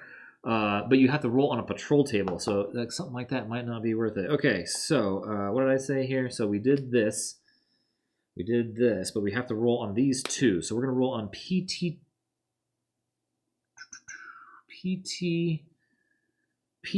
plus 2. See, if I keep it in front of me, I cannot make these mistakes. PT2 plus 2, so 5, 6, 7. A few coins rattle in the pouch. Okay, gain 3d6 SC. So we have 9, 10. Okay. And then how much we get some gold? We get some gold in there too. 2d6 gold. 3 gold. All right, of course. I took my 2 low performers. And then roll on POT3. So POT3, where are you? POT3 is right here. What do I need from this? Nothing. I need POT1 and then a 3. So POT3 is a 6 potion of willpower. Okay, willpower. Plus 1 dis for 1 floor. Okay, I never read what invisibility did. I should probably read that. That might be kind of a cool thing to check out. Potions, invisibility. Where is it? Oh, I put it under potions. It was a scroll probably, huh? Yep, I did. That's exactly what I did. Invisibility. How dumb. Invisibility. You glance down to see your body has disappeared and that you've vanished. Duration. Next combat. Orbit. Metamorph. I don't know what any of this stuff means. Avoid 1 combat and the room contents. I could just like sneak through a room and you rolled at -1. Oh, I should have looked at all this. Melt metal. Oh, melt metal was at 0. Okay. Okay. Wow. Okay, that's good to know. So I don't have an invisibility potion like I thought.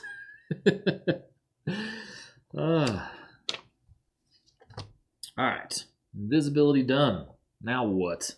IAUT is the last thing we have to do. Man, oh, and wait a minute. That guy had a pouch with gold in it. I'm taking that pouch.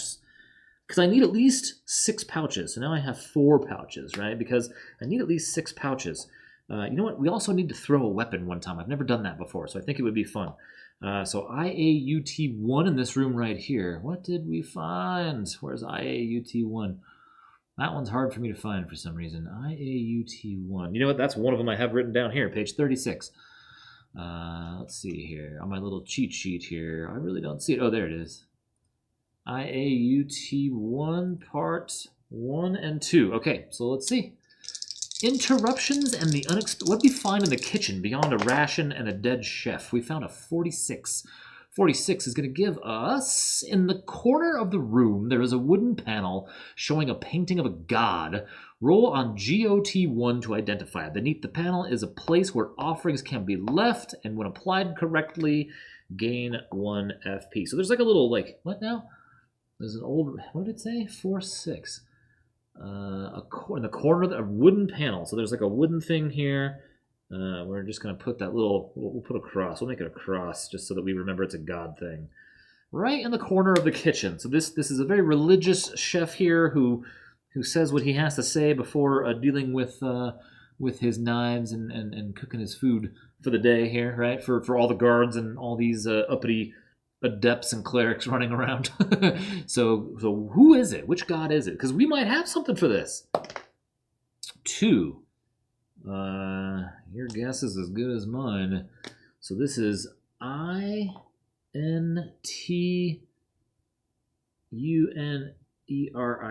Interneric or whatever. Okay, Interneric. You are the second one there. Ink coal, black feathers. Your boy has a crow. Let's do that then. How amazing. So that's funny. So if you look at Maduva the Rot, it says Wishbone. And so in the game I was playing, not like on recording, just to like learn to play, I found that same crow and I ripped the Wishbone out of it to give it to Maduva the Rot. So this is all new for me. So that's going to be I'm just going to put the whole crow up there. So boom, there's some black feathers, +2. Because you know exactly what I'm going to find in the kitchen is I'm going to find that. I'm going to find a dead crow on a table, and I won't be surprised at all. How fortunate. How fortunate that this is working out. Okay, so we've done that. 2 FP game because it was one of their sacred items, +1. Yeah, boy. All right, so is this door locked? This is a wooden door locked on a 6? No, it is not locked. All right, let's go investigate this way. Let's see what we can find here. One way out. 3, 4.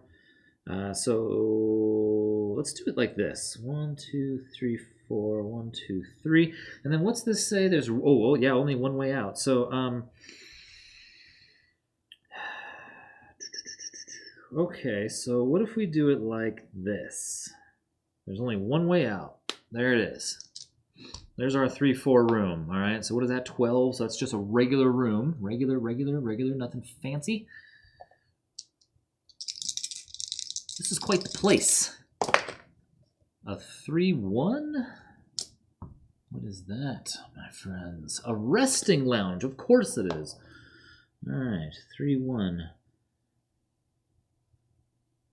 I enjoy how, like, I could imagine that there's some randomness, you know, that people are going to run into where none of this makes sense, but I feel like your brain wants to make it make sense.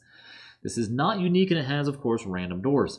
There are benches and armchairs lined along the walls here. The floor is littered with boots. Oh my god. Roll a d6. A mercenary's resting here. They rise from their chair. You must face them. No, I got a 5. I keep lucking out, too. I'm not, like, there's nobody in the resting lounge. It's just me just hanging out here now. Maybe I wanted to rest. And then it does have random exits, so we got to roll on the exit table on the right. We have a 3, 4, which is going to give us... Oh! I have never... Wait, there's a special graphic for this. What the heck?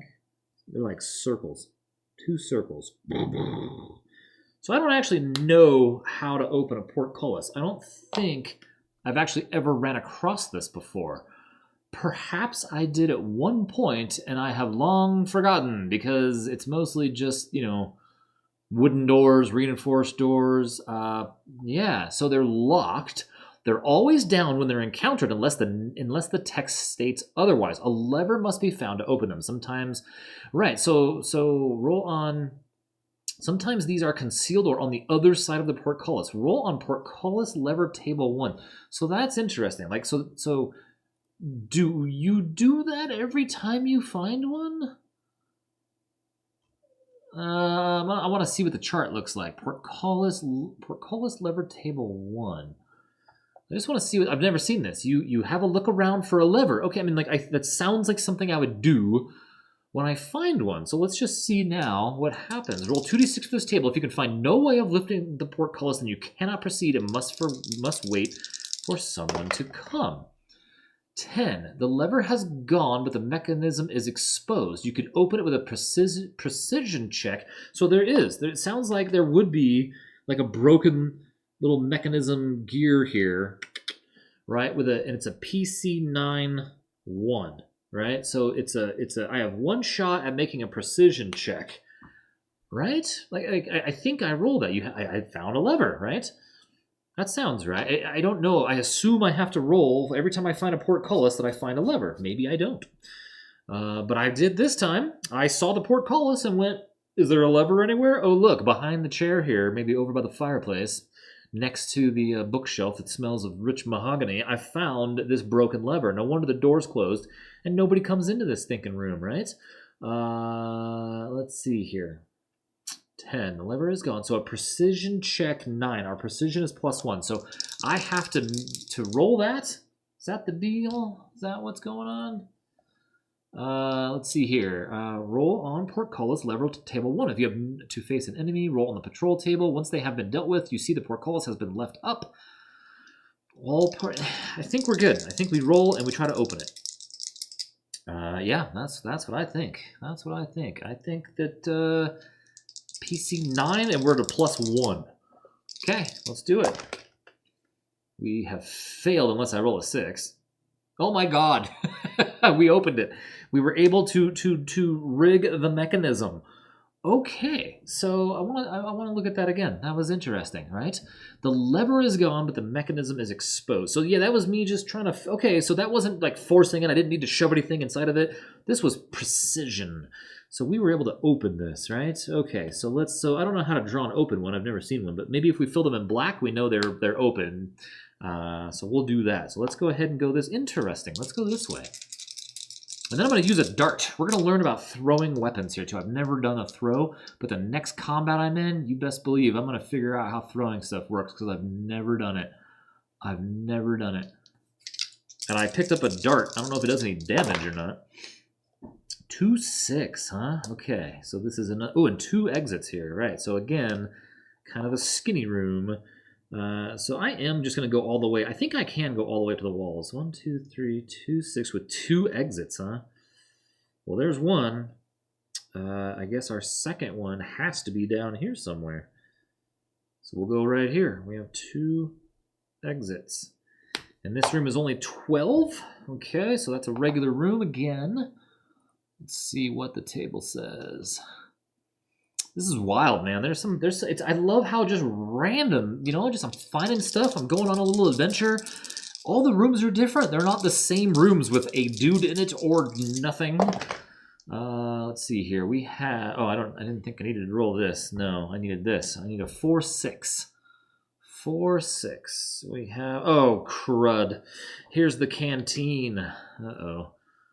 4-6. Canteen, because I remember fighting a guy here who gave me a run for my money last time in the canteen.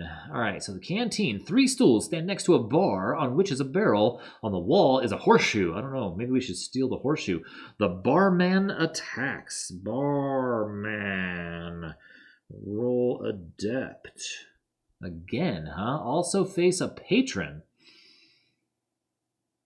What the heck is a patron? With archways out of it, barman and patron.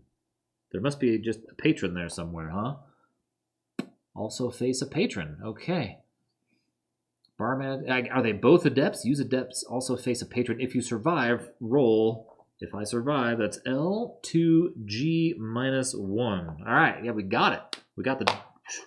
Okay, so let's figure that out. How does that work? So it says fight an adept. I don't know if that's... If there's a patron in here, we'll find it, right? So let's see here. Oh, there's no patron on 2nd level. So let me see. There's no patron. They must be 2 adepts, I guess. Yeah. Okay. Well, that works for me, I guess. If it works for you, I don't know. It's the canteen. What can I tell you? Also face a patron. The barman attacks, use adept stats. Also face a patron. Okay, I don't know what a patron is, so I'm just going to pretend it's 2 adepts. We're in trouble now because those guys are I mean, they're worth a lot of experience, though, right? Like, they're going to level us up. So that's great and all. I don't know who a patron is, but here we go. Maybe it's one of the Kickstarter guys. I don't know. All right, let's see here. So we have 10 HP.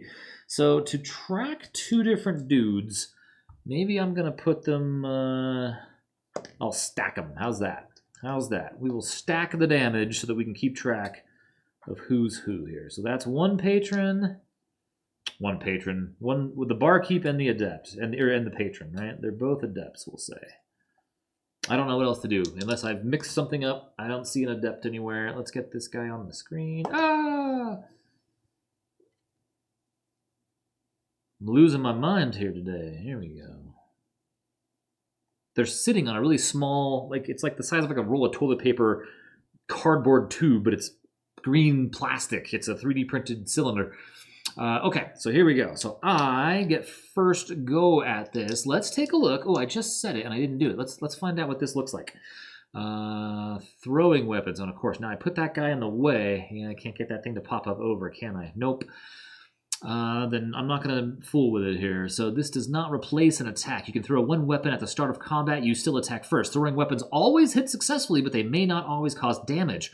Roll a d66. If the primary die matches the creature's interrupt stat, or the secondary die matches the creature's secondary interrupt stat, subtract that interrupt modifier from the damage done. If both the primary and secondary dice match, subtract both interrupt modifiers from the damage done. Throwing axes do 6, knives do 4, and darts do 2 damage before any modifiers.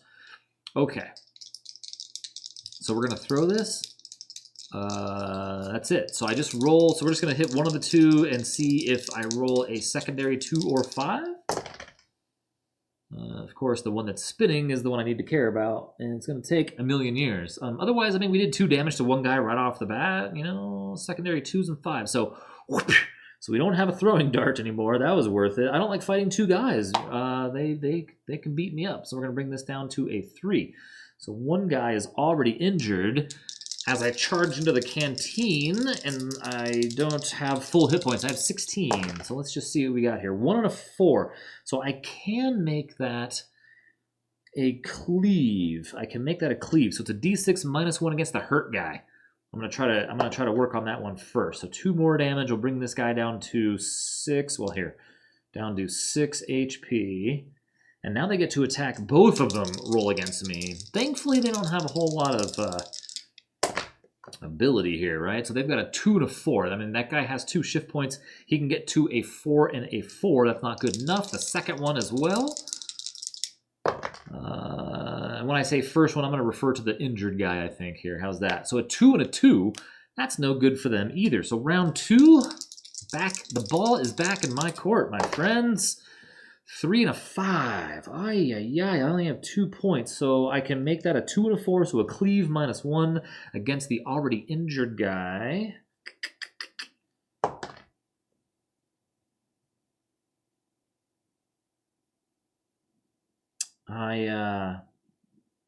I'm going to do 3 damage here, or am I only going to do... I think I'm going to do 1 less damage than I think. I'm going to do 2 less damage than I think. So I'm only going to hit him for 2, because I forgot... So here, he has 4. I forgot that my hack is his interrupt, my secondary 2, so I don't want that. And I think that's what I used last time, I think. All right, just to be safe, I'm going to take 2 damage off of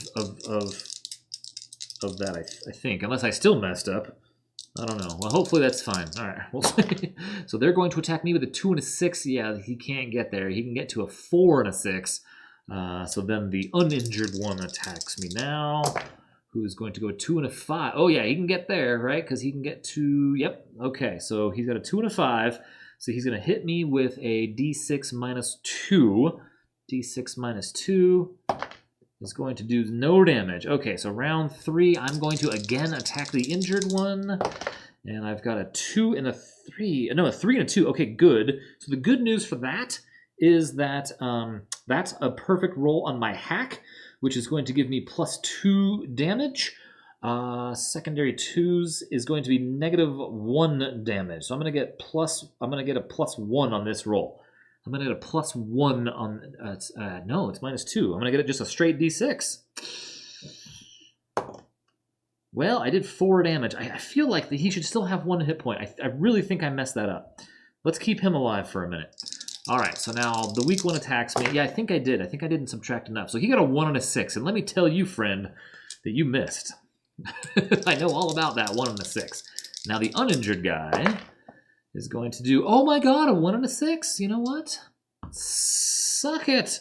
Sometimes it happens. Okay, my turn. We're going to finish off this injured guy. Hopefully here. So we've got a something and a 2. Now I've got 3 shift points, so I can get to a hack no matter what. Yeah, which is what we're going to have to do. So we can get to a hack because now I have 3 shift points. Secondary 2. So it's a D6 -2 damage against the already injured guy. So there, we have killed this guy for certain this time. So it's only 1 guy with 10 hit points rolling against me now. Okay, so now he has a 6 and a 3. Ooh, can he get there? What does he have? He has 3 points, so no, he can't. His 6 could get down to a 4, but that 3 could only get up to a 4, not a 5. So you missed, my man. All right, round 5. Here we go. I'm gonna get 2 pouches out of this. You watch. You watch. I'm so excited. A 2 and a 2, so I can make that a cleave 2 and a 4 pretty easily here. So that's gonna be a -1. So 1 damage, so he's at, let's make this one a 4. Whoa. Okay. All right, so he's going to roll against me. And he rolls, that's a 6 down here. So a 6, 5. What can you do with that? You can absolutely hit me. So he's going to hit me with a D6 -2. Uh-oh, here comes the pain. Oh, good, he missed me. All right, so here, now we're in it. Round 6, no holds barred. I got a 4 and a 6, huh? Well, it's kind of bad, but I can definitely make that a cleave, so a D6 -1. Only 2 damage. My damage rolls are not great, are they? Okay, and then they have a 3, 4, which they can very easily get to a staff thrust. D6, it's going to be -2, thankfully, because of my jerkin. And wow, they missed again. You know what? The dice have gotten off key because it was 2 guys that we were fighting, and now they're rolling poorly. So I got a 2, 3. Let's go ahead and make that a 2, 4 for a cleave, a D6 -1 damage. And I'm going to do 3 damage to him, so we'll bring this guy down to 4 hit points. Wow. I'm actually surprised that we haven't taken damage. Like, what's going on here? I keep rolling really low damage for them. Let's see. So 6, 4. What can they make that? They only need 3 shift points. They absolutely can make that a D6 -2. It's that armor. That -2 is helping me out there. I mean, oh wow, no, I keep rolling really well for them. All right, my turn. What is up? 3, 5. Yeah, it's only 2 points away for a cleave. D6 -1. So 2. I'm just gonna, whittle this guy down. Little by little, I'm gonna get there, but it's gonna be super worth it. 3, 1. Can they get there? They need 4. Oh yeah, they got 5, just like me. Okay, right. So they got there. So it's a D6 -2 damage. So I take 1 whole damage. You know what? In a previous life, maybe Eduardo was into bar fights. I don't know. He breathed in some funky stuff over there. Maybe it made him superhuman. I don't know. What have I got? I got a 3, 3, so I can easily make that a cleave, a D6 -1. So I just need to roll a 3. I do 0 damage. The dice are back on their stuff, huh? Okay, so they got a 1, 5, so they can easily make that the D6 -2. Oh my god, 0 damage again. You are a champion, Eduardo, and I haven't found any armor anywhere else in this game. So I'm going to do a 2, 2. I can make that a cleave. Again, a D6 -1. 4, 3 damage. Okay, good. Goodness. Okay, so we have ourselves lots of rolls to make here real fast, right? So the first thing up is a... 140 experience points, which is going to give us 601. 601, which you know what that does? That levels us up. Where's the chart? Level 3, we are now an apprentice. Number of maneuvers, 2 still, level 1. So now we need 1,000 experience. Oh, geez, for level 3, 1,000. But now we're level 3. Level 3, we have 30 experience, and we have 25 hit points, I believe. It just gives me the 10. Okay, so I have 25 hit points, 601 experience. Does anything else change to discipline? Discipline. Oh, sorry, discipline goes to 2. So we're at +2 +1 though. All right, so we're at +2, but we're at +1 because of the scroll or the potion that we drank for this dungeon floor, right? So that hasn't changed. Okay.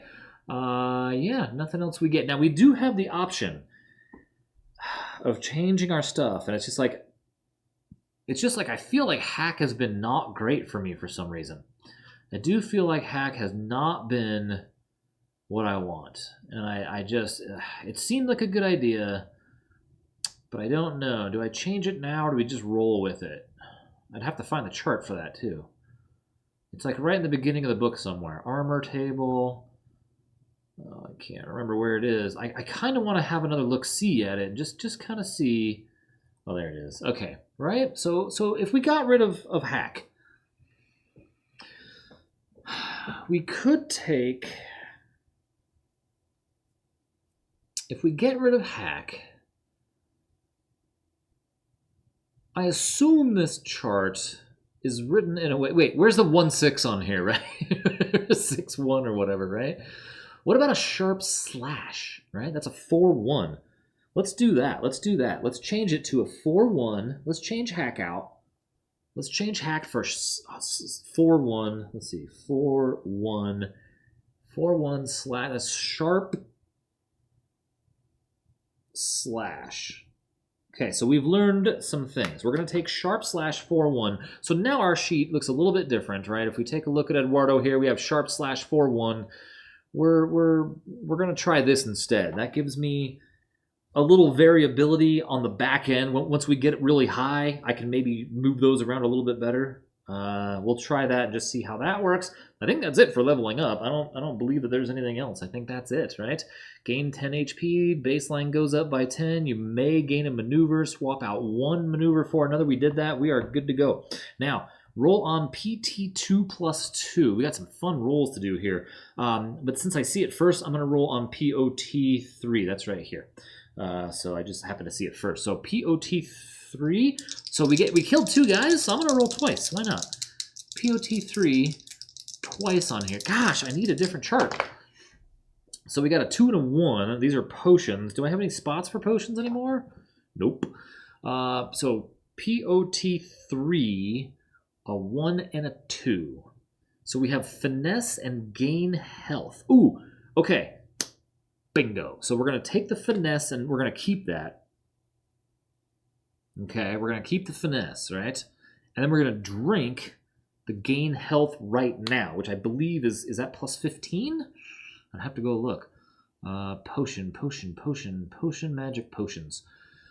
Gain health. Gain 15 can exceed baseline. So we're up to 40 health. Okay, whew. That's a little bit better than 25. Okay, so we're at 40. We drank the potion. We're going to keep the flask. I got 5 empty flasks now. Maybe that's the upper limit of flasks I can carry around. Okay, so we've done the PO. Now we need PT2 plus 2. Let me find that real fast here. Real fast, he says. PT. Oh, it must be down here. PT right here. PT2 plus 2. And we have to do it twice because we're loaded. PT2 plus 2. So that was a 7, 8, 9. Wrapped in a piece of cloth are some macalo. Oh, nice. Okay, well, that's cool. So we're going to take that 5 and one more of those Ilios things. And then, right, 7, 8, 9, right? Okay, then we get to do it again. PT2 plus 2.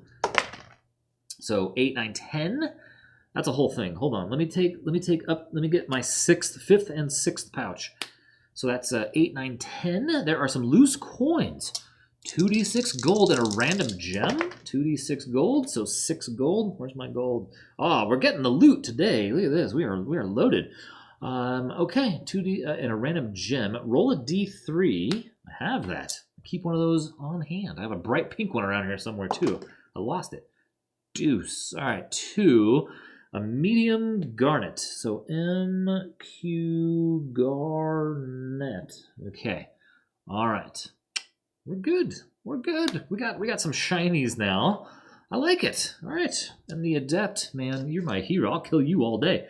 You're worth a ton of experience. I really don't know where I messed up on the patron. I really don't know. Like, is it an extra table or something? I don't see patrons anywhere.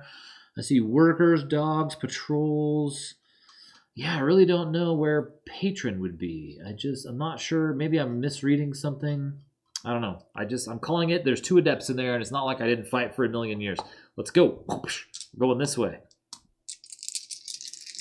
Let's see what's in this little corridor here. Or, I mean, yeah, they're archway. Well, I guess we have 4 archways to explore. Here, here, here, here. This could just be a dead end.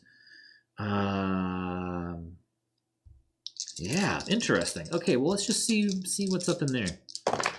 So we've got 1 exit, and it's going to be a 3x6, huh? So it can only be it looks like a 2x, right? This way. 6, 3, 4, 5, 6. So I guess we have to have 2 exits. Let's put them both down here and see what happens. We're going to wind up connecting the bottom of this place. There we go. It's a 2x6. Good enough. Oh, 1 exit. Oh. 1 exit. Let's do that. We didn't need the emergency exits yet, so let's just do that. Okay, yeah, I'm all right with it. So we have a 3, 6, 12. 12, 12, 12. That's going to pop us. Oh, now I've opened too many tables. All right. All right, 12 rooms. Here we go. All right. Level 2 rooms. This is a 1-6. That is an oath court. What the heck is that? 1-6. Oath court. All right, you're a solid wall. Okay, you're a solid wall. 1-6, Oath Court. Yes, it is unique as well, so we can't have another one of those. With a wooden door out of the bottom. A line of pews face 3 tall chairs, and wood paneling lines the walls. A lone barrack knight standing guard roars and attacks you. Oh, jeez. Okay, barrack knight. Uh-oh, there's a GHT. There's a seam right here. Barrack Knight. Oh no. RATT1 if we survive. RATT1 plus 2. Okay. Ooh. All right. So let's find a Barrack Knight. I think that's a new guy. Yes, it is. I see you way down here in the level 2 thing. So this is good. 88 experience points. There's a bear in here. I don't want to fight a bear, do you? All right, Barrack Knight. This dude has 18 HP. Uh-oh. You know, it's a good thing we got that potion. Like, what timing on a potion? Part of the Barrack Order. Uh-oh. Yeah, this guy sounds like he's not messing around. Look at all those 8s. All right, part of the Barrack Order. Oh my god, he has 3 interrupts too? 2 shift? This guy's going to kill me. The well-armored Barrack Knights are a group of trained warriors who serve the Overlord and follow an oath to protect the subterranean world from that which is above. You know, I just remembered something. The one question I had about this game, that to save my life, like, it's kind of in the book, I guess. Like, the last room, and I'm going to pull this up now because you can see it. See that room that says 60% yes? Like, you just have to remember to look at that. Now, I want to point out that we've played this in, 75% of this map before I even had this pop into my mind.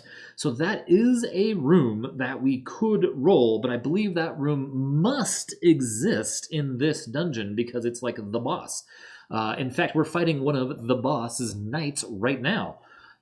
Interesting. Okay, so we have to remember that, right? And that's like one weird little complaint I have is that in the book when it talks about like the boss rooms, it just kind of says like you just have to notice it. It doesn't ever say explicitly anywhere room 2 has this in it. You just have to notice that there's a % room there, and somehow I've been blind to it the whole time. I don't know another way to do it. But I'm just pointing out that it not only exists, but it also exists as a potentially large room. So you have to look. Level 2 large rooms, I don't see that thing over there, right? But if I go to human ancestry rooms, I do see that on page 1. I do not see another thing on page 2. So let's go back here to our Oath Court, and we have to fight. Oh my god, I don't want to fight this dude. He's going to whoop me. Shoulder guards on primary 1s. I don't have a primary 1. A banded chest plate on secondary 2s and 3s. I don't have that either. I just changed out a 3, buddy. Okay. I like it. I like it. Now, what else does this guy have? This guy has 2 shift points. Okay, let's see. It's just, you know what? It's just both of us, and I can out hit point you, and I've got some way to rig 1s and 6 rolls now, so bring it on. Let's see. Oh my god! Whoa!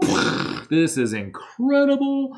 I rolled a 6-6, so I guess we're going to hit him with a sharp slash, which is going to be a d6 plus 2. Oh my god. Bring it on.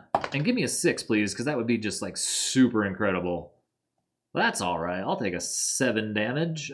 Bring this down to a 5. Oh, wow. Oh, good. Thank goodness. I needed a big hit in here somewhere. I did. All right, their turn. Watch this guy destroy me now. 5-3. Okay, so with a 5-3, they're looking at, what do they got? They got a 3-3 and a 6-4, so they can get their 6-4. My armor does no good against any of this, so here comes a d6 minus 1 from the Barrack Knight. He's going to hit me, of course, for 5. Oh, yeah, he's going to show me that he's the better warrior. You are not wrong, my friend. Okay, round 2. Here we go. I've got a...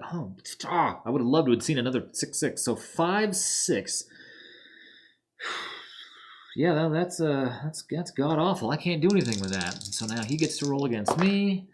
And he's going to roll a 1-3. Oh my god, he can get a 3-3. A d6 damage on me. This guy's going to absolutely destroy me, isn't he?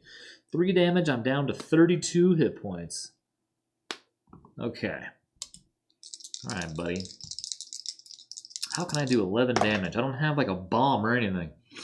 Oh, there's that famous 1-6. Guess who planned for this? That is a sharp slash I can get to. So, here we go. It's just straight up d6 for a whole stinking point of damage, buddy.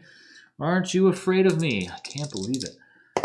Okay, so he rolls a 5-3, which he can again do a curving slash. Oh my god. I'm going to die to this guy. Curving slash, 1 damage. So I've got 31 HP. Oh, dear me. Here I am talking smack, and this knight is going to show me what for. This is no good. I can get down to a cleave, though, if I change this to a 3. So that's a -1. So a d6 -1. 5 damage. Okay, so he's only got 5 hit points left. All right, well, I'll take what I can get. I need these big hits. All right, he's coming at me now with 3 shift points himself. Ooh. So he can get his d6 damage one, his good hit. Okay, oh god. 3 more damage. Oh god, 28 hit points. Well, I mean, I feel like we're doing all right. Not great. Round 5, 2 shifts. 4 for both of us now, right? Plus 2 shifts, I mean. All right, so I've got a something 6, a 36. A 3-6, I can get to a cleave. That's it, huh? So a d6 -1 for me. Against him is 4 damage. Of course he lives. All right. I got you on the ropes, though, buddy. And he's like, yeah, here comes a 6-6. Let me just rip your face off. So can he get... What does he have? He has 2, 3, 4 shift points. So he could get... He'd get to a... oh, wait a second here. He can get to the bottom one. A d6 -1. A precise stab. He lunges forward. Hits me for 2 more damage, taking me to 26 HP. Boy, I found that gain health potion, scroll, whatever it was, potion, right in the nick of time, right? All right, round 6. I feel like I got you. I feel like I got you now. A 4-4. We can easily make that a sharp slash 4-1, which is a d6. And I'm going to do at least the damage. Yeah. I want to roll it just to see if somehow I manage to roll a 0 with the way I've been going tonight. All right. The Barrack Knight falls. And what do we get? 88. So we're going to have 89 experience points. 689. Okay, look at us go. We are kicking booty today. So 3d6 gold and PT2 plus 2.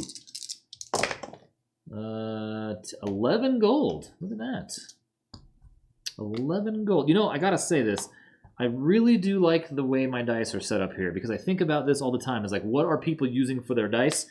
This works so well for me, but like, you don't really need all this to keep track. You could just write it down here. I wanted something that's a little bit easier for you guys to see on the screen, and having this for hit point counters works out really well.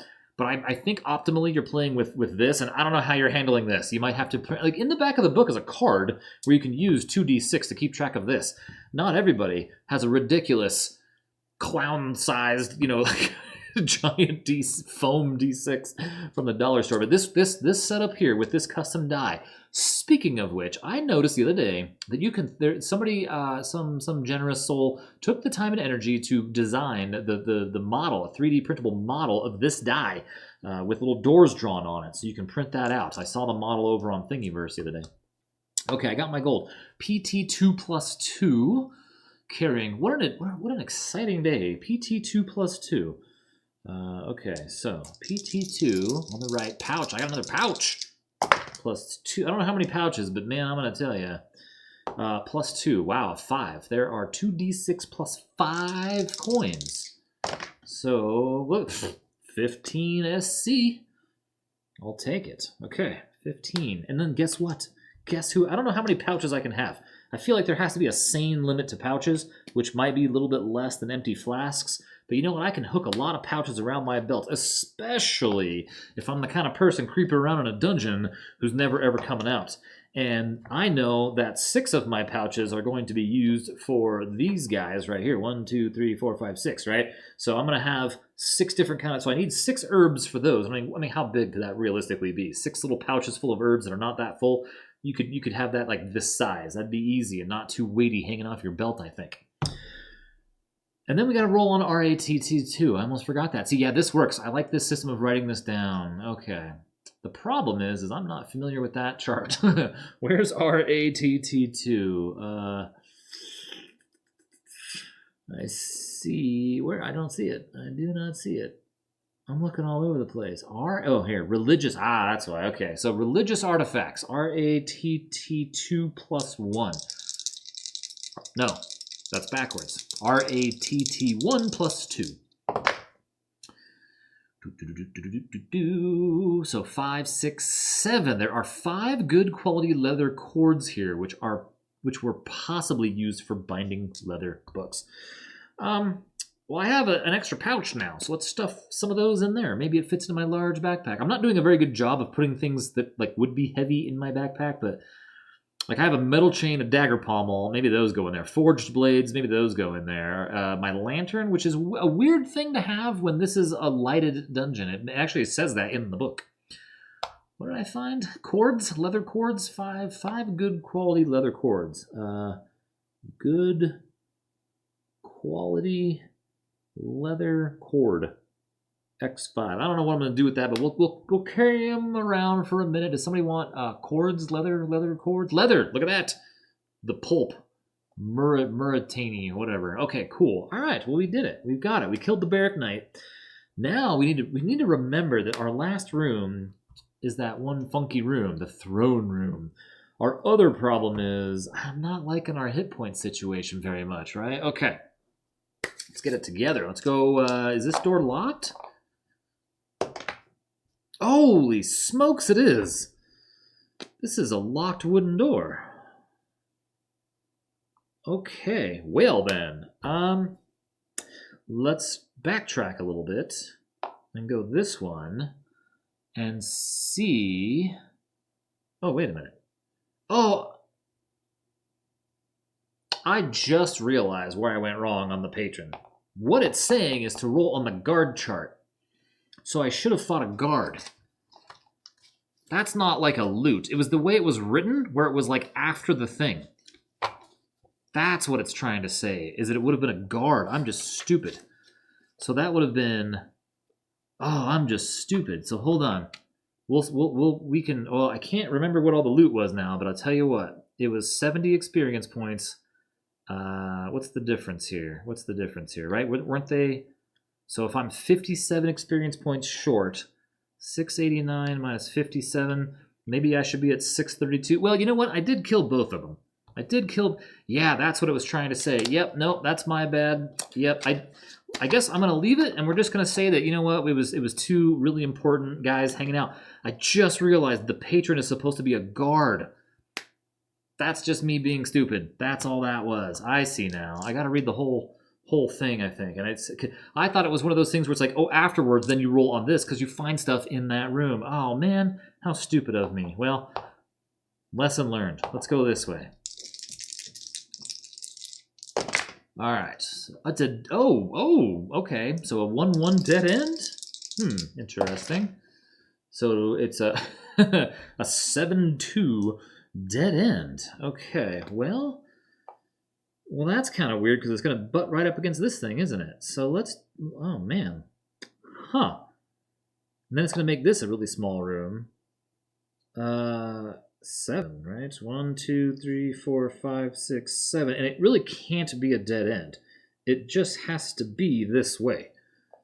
So there we are. That's what we've got. So here we go. Wow. What is this? 714. Okay, so it's a regular room. I can't believe I did that. How dumb. I see it now. That happens to me a lot when I don't have a chance to think clearly because I'm stressing out. Okay, so what do we have? We have a 2-2. This is a fishery. Interesting. 2-2. 2.2. Fishery. Fishery. And the fishery is not a unique room, but it does have well, it doesn't have any doors because I connected it to this. It was a 0 door, but like the only way to do it was to connect it to the entrance, so that's what happened. That's what happened, but that's okay. We've got plans still. Okay, so fishery. There are 2 large tanks here full of fish. A fishing spear leans against a wall. I don't know what I would do with it. You may choose to fish, but you become soaked. Gain 25 experience and 1 ration before you leave. So I would have to, like, you know what? I don't need the rations that bad. Normally I would, but I don't think that I'm going to deal with it. I think that we're going to leave. That is. I don't think we're going to fish. I mean, if I need to for some reason, we can come back and fish, but I don't think we're gonna fish. Okay, I think that we're good there. What we're gonna do is we are going to come back up here. Okay, so we're not gonna fish. We're gonna come. Let's go in here first. Let's just see what this little thing is. Maybe there's nothing we can do. I just want to explore. I mean, we know it's a dead end, and the book kind of says at the same time, like, yo, you know most of the layout. So a little area that's obviously a dead end, you don't have to go experience that. So maybe we just leave this as the Shadow Realm, and we hike it back up through here, and just for fun, we roll our lockpick against a 13. It's a lockpick +1, and we have a precision +1. So we're gonna say, oh, did I write those? No, I didn't. Okay, so we're gonna say we're gonna use. We have a +2, so I have to roll an 11 to open that, or I break it. Oh my God! Yes. So our lockpick worked and opened this because we're at a +2. It was a +1 lockpick, and we get to add our precision to it. Yeah, does that work? I mean, I think it does. Okay, so we now have opened the bars. I figured it was worth a shot, and I'm going to use my potion of phasing to get through this door. That was my big master plan here. Oh my God! Now I got to figure out what to do in here. This is a loot lockup. Oh, we're already on the page. Loot lockup. The gate has a lock +1. If you succeed, roll on CT1. Okay, so we need CT1, CT2, and L2TR. Wow. That was, I really figured it would just be the end of the game and I'd go here and we'd draw the throne room. Wow. Okay. So CT1 will be the red one, and CT2 will be the white one. Okay, so CT1, or gray, I guess, so 4. The box is full of twisted pieces of metal and a split bone. Really? So I guess we take the... We got some forged blades. I think we're good with metal. We'll take split bone. We'll just shove that into our bag. Maybe it's a huge bone, like a femur. And then 2 is on chest table 2. The container is full of earth and stone. So I found, really? I went through all that and held off on these things to find nothing? I mean, I found some bone. I found garbage. These idiots locked up garbage. And wow. Oh my god. Okay, so then, oh, and it's trapped. L2TR is a trap. You are caught by surprise. You know what? And this is exactly what they would do. These guys are smarter than me. They would put not valuable crap in a lockup so that somebody would break in. I should have to make a patrol roll for that. That probably set off alarms. This was not just a trap. This was brilliant. The air smells toxic. Oh god, you are soaked and become overwhelmed as it clings to your wet clothes. Lose a D3 HP. The same trap from last time. So at least it is on brand, right? So I lost a hit point and now I am soaked. This is unbelievable because now I cannot believe that happened.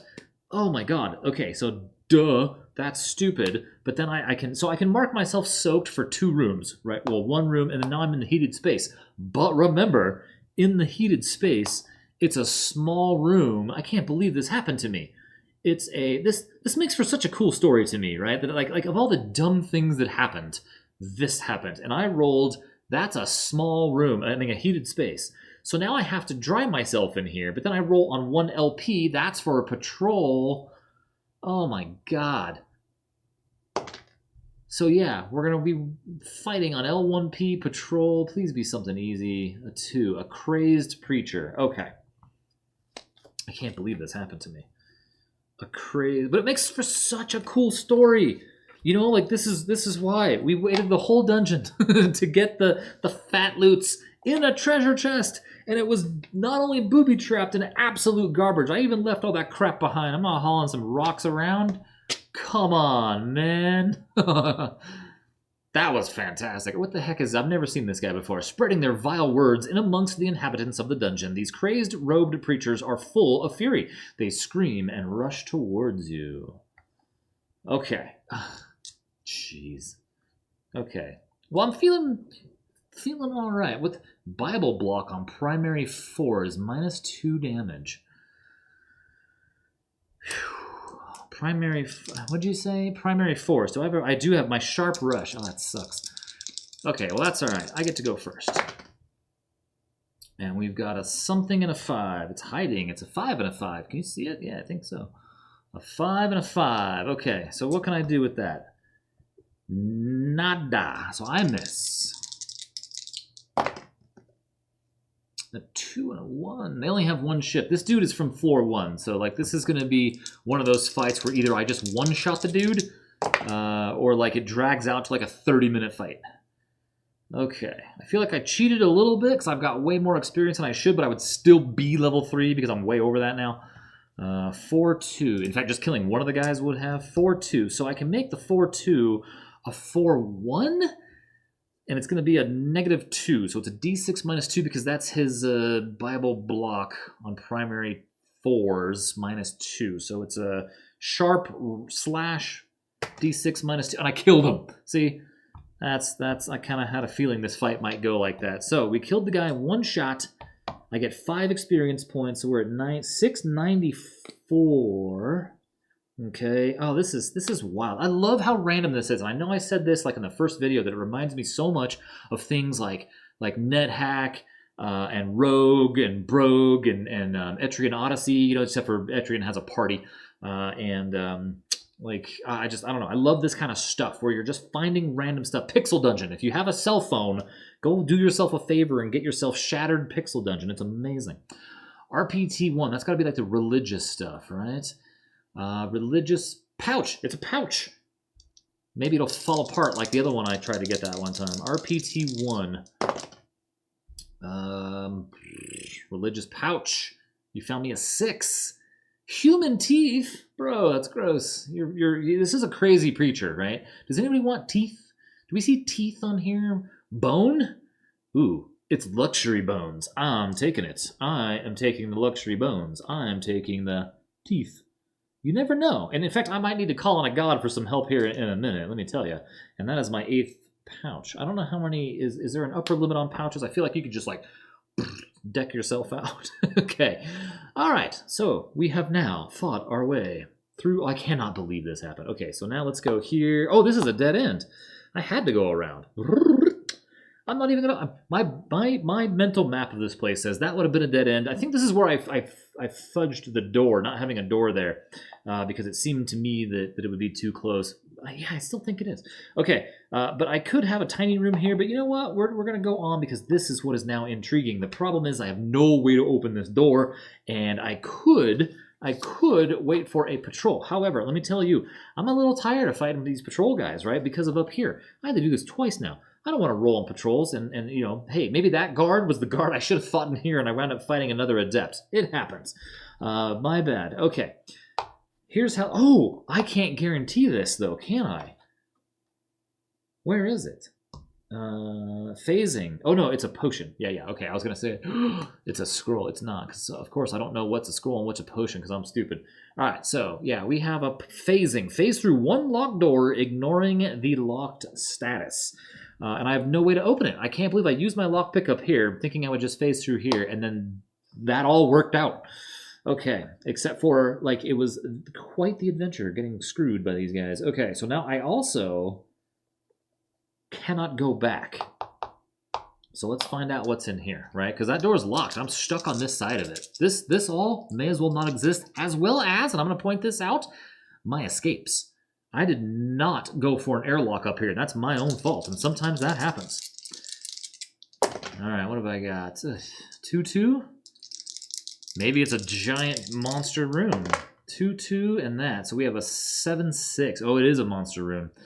So we have a 7-6, a 7-6. This is the 6.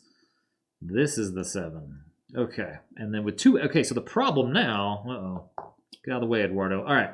So we have, how do I do this now? So it's going to be, I guess it just bumps into that. 3, 4, 5, 6, 7, and it's going to have to go all the way across. And then we have 2 exits. That's okay, I guess, right? We put one here. So at least I have another room that, and then we'll put this one over here. 2 exits, another room that we can, oh, it's a large room too, that we can search for an exit, right? And this thing is like 25 by 20, I think. It just so happens to work out very perfectly for 2d6 dungeon. And I guess it would work for, I guess, now it's a little small for another game. Where am I looking here? Large rooms, level 2. All right, here we go. 4 against darkness. Okay, here we go. 32 squares. This is a huge room, right?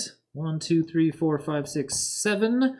1, 2, 3, 4, 5, 35. Okay, oh, that's right. I had to shrink it down. We were short a room. We're running a column or 2 here. So we found a 4. The church. We already found a unique church in this place. So we need to re-roll. The church. We already found the church in this place. So we need to re-roll. Oh, I was hoping to do that again. Okay, so we found the Grand Hall, which sounds like a room that would lead to a throne room, yeah? What do you guys think, huh? I think that sounds like throne room material to me. Grand Hall with archways. It is unique, right? So this was a 3. Grand Hall. I can't believe that worked out. It is not a church. There are evenly spaced pillars running along this large marble-lined hall with a round central burner with a metal grill. As you approach, roll on L2TR. Okay, it's like I play this long enough, I lose my ability to decode these things, and I get tired or something. It just must be old age. I don't know. What am I doing? L2TR. What is that? L2TR. It's a, oh, Jesus. Are you serious? Are you serious? Wait a minute.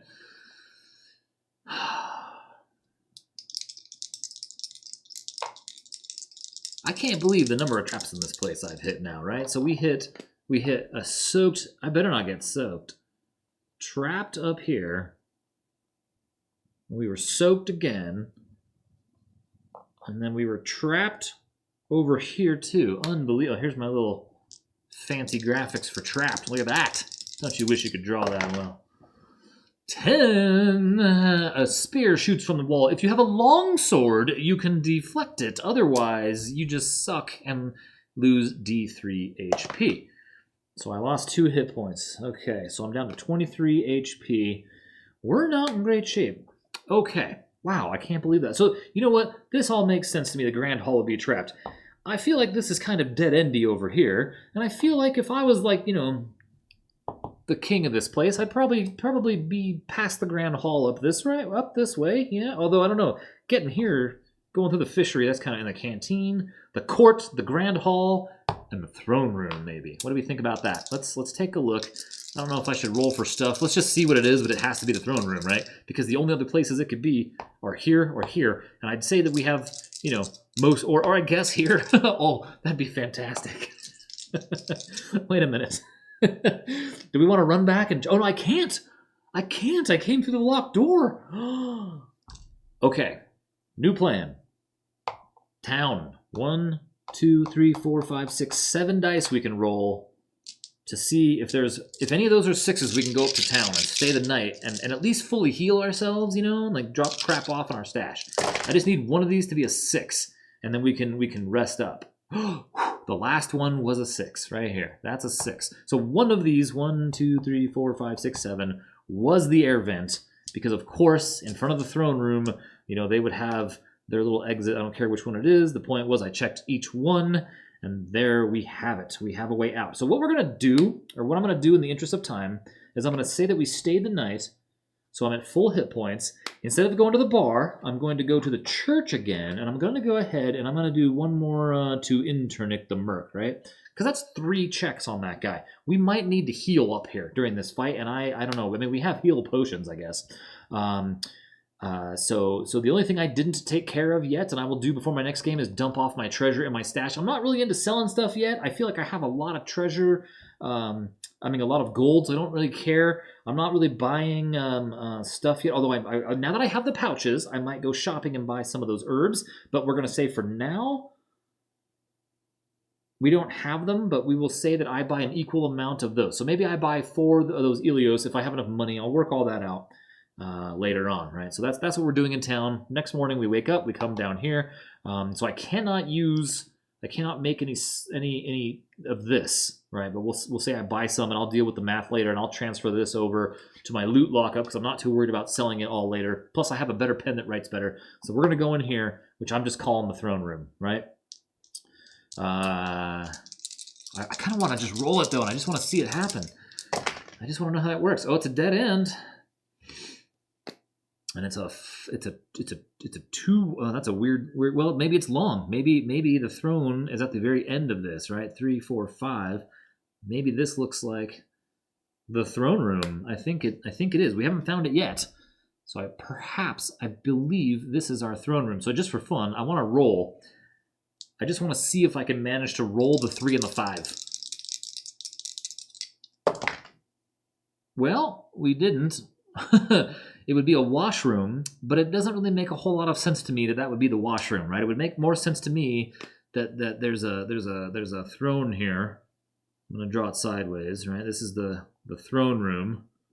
Okay, and then in that throne room, because, you know, this is where the king hangs out, this is where the escape is to the next, not the escape, but like the next floor. This is level 3. I'll draw some little stairs so you can marvel at my amazing artwork. So we're in the throne room. What does it say? A massive stone throne. Oh, look at that. A massive stone throne sits on a raised platform. Wooden benches line the walls. Dun dun dun. What's here? Let's write throne room. Okay, right there. All right. Throne room. All right. Metal doors. There's no doors in here, man. There's only one way out. Sitting on the throne is an overlord. The large figure rises and sneers. You must face them. Yeah, I think it's time for the Overlord. I don't think there ain't nothing going on in this place. I think we found ourselves an Overlord. Now I imagine, yep, it's in the part 2. Oh, this guy's a beast. Check this guy out. Holy cannoli. What do we got here? 21 HP. And Water just fell over. He's not ready for this. Okay. 21 HP. I don't even have... Yeah, I can do that. Let's do 5, 5, 5, and 6. What do you think about them apples, huh? Boom. The Overlord runs the top 2 levels of the dungeon, the Barrack Knights carrying out duties on their behalf. The Overlord is a tough adversary who is never afraid to get their hands dirty. Well, what a jerk. Okay, so this guy has loads of hit points. 21 hit points. If I have to, I'll track it down here. Okay. In case I knock that over or something stupid. All right, so 130 experience points, 2 shift points, some loots, padded robes on primary 2s for -1, so that means my cleave becomes real bad. 4-arm block on secondary 4s, and 5s are -2 damage. So, ooh. So that guy's going to be, like, I don't want to cleave that guy. So sharp slash is the thing. And he does a bear hug. Whoa, what does that say? What? Oh my god, 1 random potion is destroyed. Oh, only once per combat. Thank god. In D100 Dungeon, it felt like every combat I got in, they would just somehow hit my belt and break all my things. It was just like the worst luck I had ever. Once per combat. Okay, so I can only lose 1 of those 4. Okay, well, cowabunga it is. Let's do it. 21 hit points, huh? None of his are 4s, so I don't get a bonus like defense anywhere. So I rolled a 3-5 to start. So a 3-5 I can change to a 2-4, which is the thing I don't want it to be, but it's better than nothing, right? So the question I have now, and I just don't remember, is how does combat work for their armor? Do they get to use both or just one, right? So let's see the rules. Oh, of course. Sorry, I should have fixed this. Armor deflection, if you're hitting, so if I'm hitting combat. So what I want to figure out, shifting for monsters, but what I don't, can he use both for this is what I don't know. Or is it just a single piece of armor? Because that kind of makes more sense, right? Like if I go swinging at him, is it for both? Wait, maybe I have a thing here. Combat armor. If your armor's dice set can be made, you simply defend with that attack. Where's their armor though? Fatigue die. Exact strike. You may use your shift points to turn the dice up or down. 1 creature attacks and they roll double mishap. No, when you start the first combat. I can't remember if they can actually use both. So it would be under like interrupt, and I'm just not seeing that right now. So there's that combat round. See, armor cannot deflect damage from prime attacks, even if the primary die on the armor is oh, that's right, the 6. Armor cannot deflect damage from prime attacks. What the heck is a prime attack? Even if the armor is a the rolling 2 6s. Yeah. Okay. But is it for them? I feel like it's just for us, but maybe not.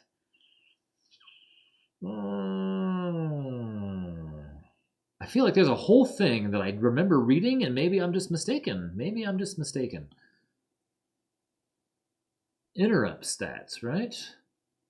Interrupt. Okay, here. Maybe it's right here. If after the shifts are needed, either the primary or secondary die of your successful attack maneuver matches the creature's interrupt, then that creature has successfully interrupted your attack. Let's see. A creature can only use 1 interrupt per round, even if both match. Okay, so that's what I wanted to know, because I thought for some reason that they could use both, and I just haven't had this circumstance come up yet. And it makes more sense, right? Because if I'm hitting the guy, he's not going to block me with a shield and a knee pad. It's going to be one or the other, right? Like combat is going to be he deflects with a shield, right? That makes sense. So I just wanted to make sure we're good. Okay. So if I change this to a 2 or a 4, he's going to do the better of his blocks. So it's going to be -2. So it's going to be really a D6 -3 damage because of my secondary 4 is going to be -2. So we're going to do -3 because it's a cleave. And so we did a whole damage, right? There we go. Oh, this is going to be a fight. Okay, now this guy gets to attack me. And he's got a 5-3, it looks like. Can he do anything with that yet? No, because he could bring it down to a 3-3, which is not good enough. So like, it feels like I have a round or two to get a leg up on this guy. So let's make it count. 4-1 for me is a sharp slash perfect roll. Okay, right? So, and he doesn't have primary twos. No, yeah, he is... Right, yeah, this is just my... He happens to block my bottom one really well, but not my top one at all, so I get a just straight-up D6 plus 2 right in his face. Boom. So 4 whole damage, buddy. What is up? All right, your attack. Oh, man. Okay, so... Oh, did I mess this up? No, I didn't. Okay, so a 1 and 2. He can make that a 2-3, a 2-fist slam. Oh, my God. He's going to hit me for just straight-up D6. Aye. For 4, so I'm down to 26 HP. Okay. All right, now, round 3. Oh, man, it comes down to this. It really does. I can't believe it. This video is probably 7 hours long. You guys are sick and tired of hearing my dice clack around, huh? What did I roll? A 4-3? A 4-3. So I can make that a 4-1. So it'll just be a straight-up D6. Okay. So 2 whole damage. All right, brings him down here. Then he gets to roll against me in round 3. He rolls a 3-4, so he can... What does he get? 2 shift. 3-4. He can't quite make... He can make a 2-fist slam. A 3-4 could easily go down 1 on each of those. He has 2 shift points, so he's going to do just another D6 for 6 damage. I'm at 20 HP for those of you playing the home game. Hopefully you can read this. Okay, next, round 4. All right, now I have, well, we both have 3 shift. And I have 20 hit points. He's got 14. We're getting there. Okay, so he's at 14 now, just in case I bump that over or something. I'm prone to having stuff like that happen. So a 5-1, I can make that again a sharp slash pretty easily. So here comes another sharp slash D6. 1 whole point of damage. I should have known better. Okay. He gets to roll a 1-3. Ay. So again, he can make that 2-fist slam like nobody's business. For 1 damage this time. I'm at 14. Here we go. Oh, man. All right, round 5. Shift plus 2 for the 2 of us. I need another sharp slash roll or something. Like a perfect roll is what I meant there, game. Oh, and this sucks. Because that's my cleave roll, which super sucks because it's a D6 minus 3. And I don't have enough points to get anywhere else.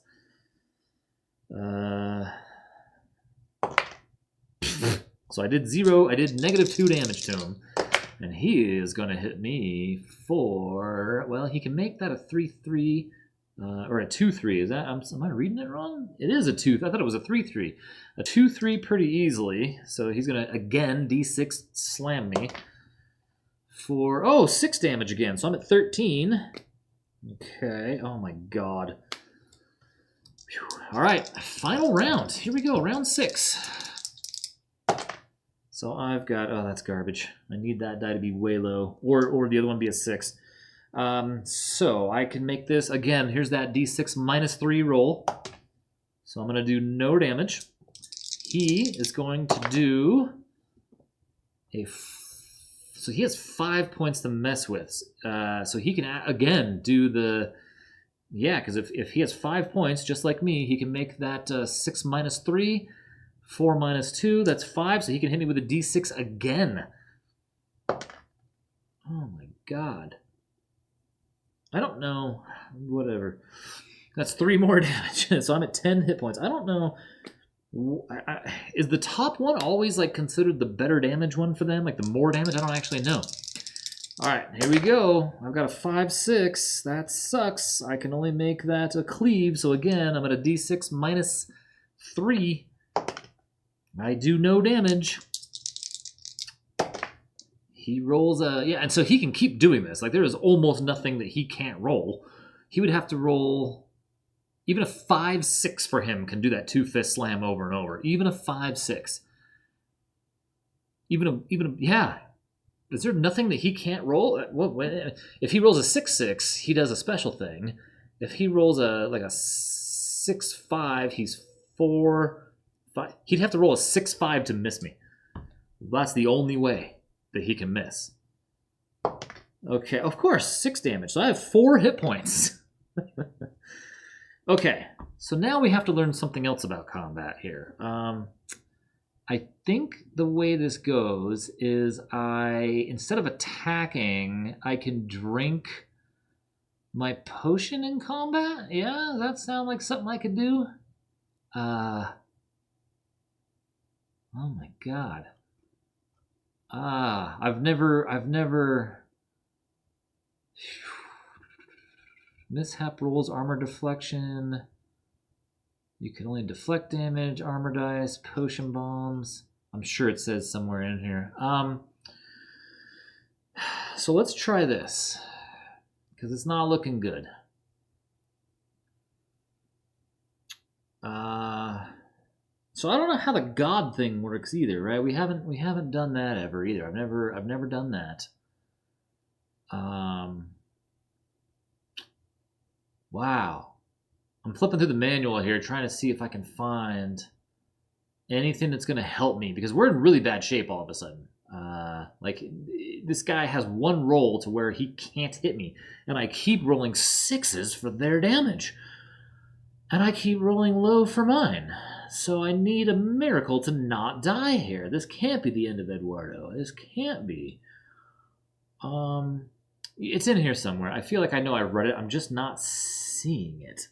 And it's just because I'm going through fast and I don't have a keyboard up here to search with. So I think in place of my let's try the god thing first. Let's pray to Intric the Merc, and I have to roll a 3 or less to go for a full heal, and I can just mutter that under my breath so I keep my attack roll. I'm like, please, I need help. Oh, okay, so let's do it. So you erase all your stuff. I mean, I gained 26 hit points for free. My alternative was to drink a potion. See, that crow paid off, right? To drink a potion, my plus 30 HP extra healing, but then I don't get to roll, and he's just going to hit me again. Okay, so my roll, 3-6. Oh, my God. So I need 6 points. I don't have that. I have 5 points. So I can, again, only do this garbage, D6 minus 3. So I did 1 more point of damage. This guy has 12 hit points now. Holy cow. And then here he rolls. I mean, like, every round he's just beating my face in. I mean, I think it kind of doesn't matter. I can't even see it. This is I think it peeked out the other side. It is a 1. So he got a 1-2. Okay, so a 2-1, right? But there's no roll I don't think this guy can't do that with, because he only needs a 2-3. Yeah, so here it is again, another D6. Wham! 4 more damage, 26. This is intense. I'm just getting wrecked. My turn again. 5-4, so I need, oof. It's going to barely do it, I think, right? Yeah, because I need this down 3 and this down 1 to do this. And I have 3, 4, 5, right? So that down 3, 4, so I have 5. So I can do my sharp slash. I need some 6s here, or, I mean, a 5 is good. So he's down to 7 hit points. Oh, my God. Whew. Well, we have one more trick up our sleeve. If we have to, we have 2 potions, right, I guess? You know what else we could have done is we have an invisibility potion. We should have snuck through the room and just went down. So yeah, again, he rolled a 2-6. He only needs 3, 4 points to adjust to roll a d6 against me. Wow. So, okay, well, there's that. 25. I can't believe I had to pray for something so basic, too. I was thinking about maybe doing it to open these doors. Okay, so my attack, this is a 1-5. So that is, I would need 3 and 4. I would need 7 points. So again, I have a cleave, a d6 minus 3. I do 0 damage. Oh my God, I should have, now I don't want to, now I'm mad at cleave. So there's his 1-5, which he can very easily get to, right, because he only needs 1 and 2, 3. He does a 2-fist slam again. Oh my god. I mean, if we somehow live, 1 damage. If we somehow live, floor 3 is going to be brutal for us. We're going to start out bleeding all over. Our attack. We have a 1-4. I need a 4-1. Come on. And then that also means I would need 6 points to change it, so I can't. So I got to cleave, though. So it's a d6 minus 3. So I did 2 more damage. Okay, so he's getting there. This is insane. And he's going to hit me in the face really hard again. All right? I mean, that's easy for him to get. That's only a -1 and -3. He can do it. He gets another d6 of damage. Wow. 3, so I'm at 21. We're hanging in there, though. We're hanging in there. This is brutal. We got a 4-3. I can make that a sharp slash very easily with only 2. So let's go ahead and roll a d6. 4. Oh, he's got 1 hit point left. Come on, buddy. All right, he's going to hit me. Was that a... What does he need? Yeah, I mean, he's got it no matter what. I really think there's only... I think a 6-5 is the only thing that he can't get it with. So 4 more damage. So I'm down to 17. Oh my god. I just need 1 point of damage. Just hit the guy. A 1. Oh, well, we know it's going to be our garbage cleave then. So a 1, unless I can roll another 1. No, a 5. Yep, so that's a cleave. So it's a d6 minus 3. So I need to roll a 4. 0 damage. He gets to attack and smash my... Oh, wow, he rolled a perfect there. That's for... Oh, no, he needs a 2-3. I thought it was a 3-3. It's a 2-3. So he does 2 more. So I'm down to 15. He's only got 1 hit point. 1 hit point. All right, my turn. Come on, hit him. I got a 5-1. Okay, so I can make that a sharp slash. I did 3 damage. Holy cow. I don't know if that guy's usually that burly or just special for me. Probably, and see, that's just the thing, is it's completely just me because of my cleave that I had. He happens to have the right stuff to block me. I'm never taking cleave again, I'll tell you that, knowing what the level 2 boss is now, right? So if you take Great Axe, do not have cleave. Just as a point of thought, right? Okay, so what do we get? Now I need a calculator because I'm all jumbled up and screwed up here. So we have a 694 hit points plus 130 gives me 824. Wow, 824. I'm going to erase our extra discipline plus 1 because it's just going to confuse me. But that was from our potion we drank a million years ago. And then what do we have here? So we have a dead body here. What does this guy have? Treasure. Did it say anything about the room? I don't think so. I think it just said, like, fight the dude, right? Yeah, you just have to face the overlord. All right. Roll on PT2 plus 3. That was mind-numbing. All right, PT2 plus 3. So PT2 pouch table plus 3 gives me a 7. Square in the middle again. It's just some money. 3d6. Let's roll these. 3d6 SC. So we have 10 SC. I'm in the overlord dude. You would think he would have running around with pockets full of money. Here we are. 2d6 GC. And that's 7 gold. So I'm going to put a 7 over there as well. That doesn't look right. 7, 6. Hope that's not 76. No, I need to change that. So let's put 17 and 7 here. Just some 17 and 7. There we go. Okay. So then that's all he had in his pockets. Oh, no, plus 3d6 GC here. So then he had another, oh my god, 11, another 14. So I'll just write it right below it. 14. Another 14 gold. So now we're kind of rich. But we can't get back up to town because we've already used our escape. Yikes. All right. Wow, that guy sucks. I can't believe it. I had exactly the wrong thing. I had to pray, and thankfully I roll low apparently all day, so I got a 2 on my prayer roll. That was a 3. That's it. I mean, right? We go down to floor number 3. This is what the dungeon looked like. That guy just beat me up hardcore, but we managed to do it. We have no idea what is in this like shadowy realm over here, and no idea what is down here. But I think we got 75% of the dungeon. Even if we had up here, I think it was up here where I didn't draw the thing. I don't think you can. I think you're 1 square away from a wall, right? And that's considered a wall. So I don't think I messed that one up. The big thing I messed up really was like not being able to read. So I probably, yeah, I don't know. Anyway, we go down the stairs.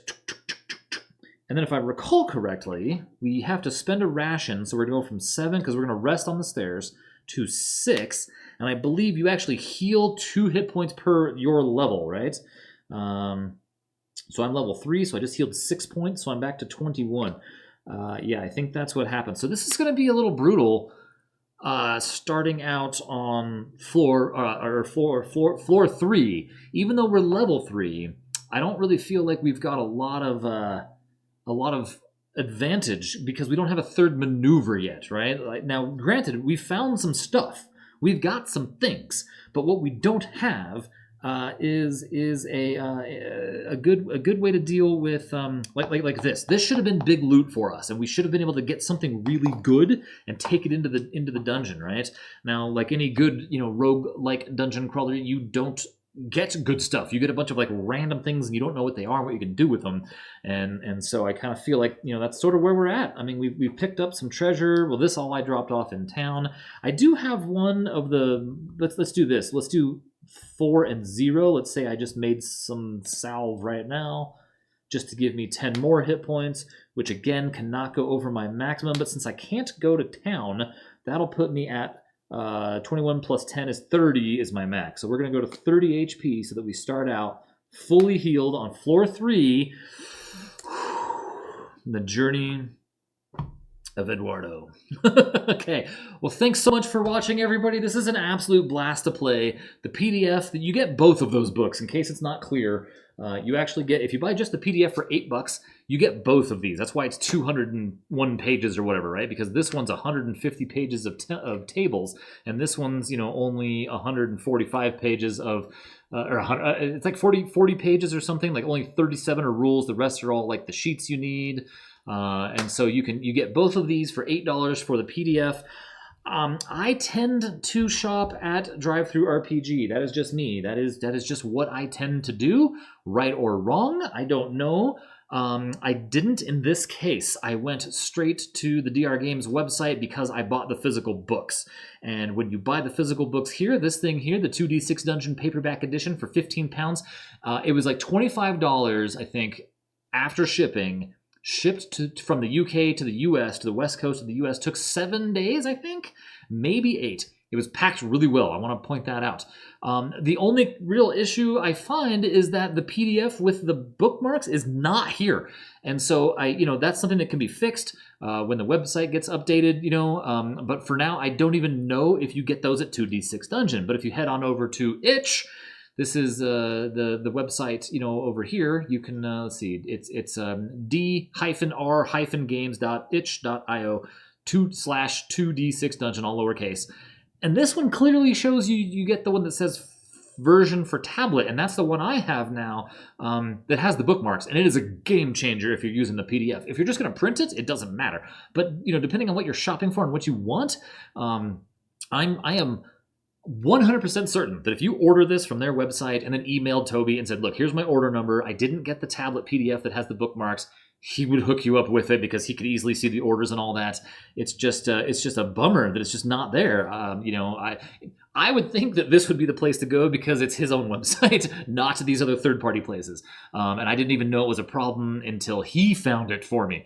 He knew it was an issue and then let me know. I didn't go seek him out. But I'm letting you all know that, hey, if you buy it from here, good on you. Get the books, and then, you'll get the PDFs, access to them as soon as it's processed. And then I'm sure that he would send you the files. So that's 2D6 Dungeon. This was level 2. I didn't write that anywhere. I should have put it up. Well, I'm going to use the whole dang map though, so there's no good place to put it. Level 2, that was the Dominion, I think, or the Domain. I can never remember, even though I've been staring at charts all day with you guys, where it tells me what's it called. It even says that at the top of the room, at the top of the chart, The domain, right? And then again, it's right in the front of both books, the domain. So next time it's the crypt, and that is a whole new section of the book of charts. So I'm very excited to find that out. I will see you next time. Until then, remember that games are made for everyone's recreation. Thanks for watching.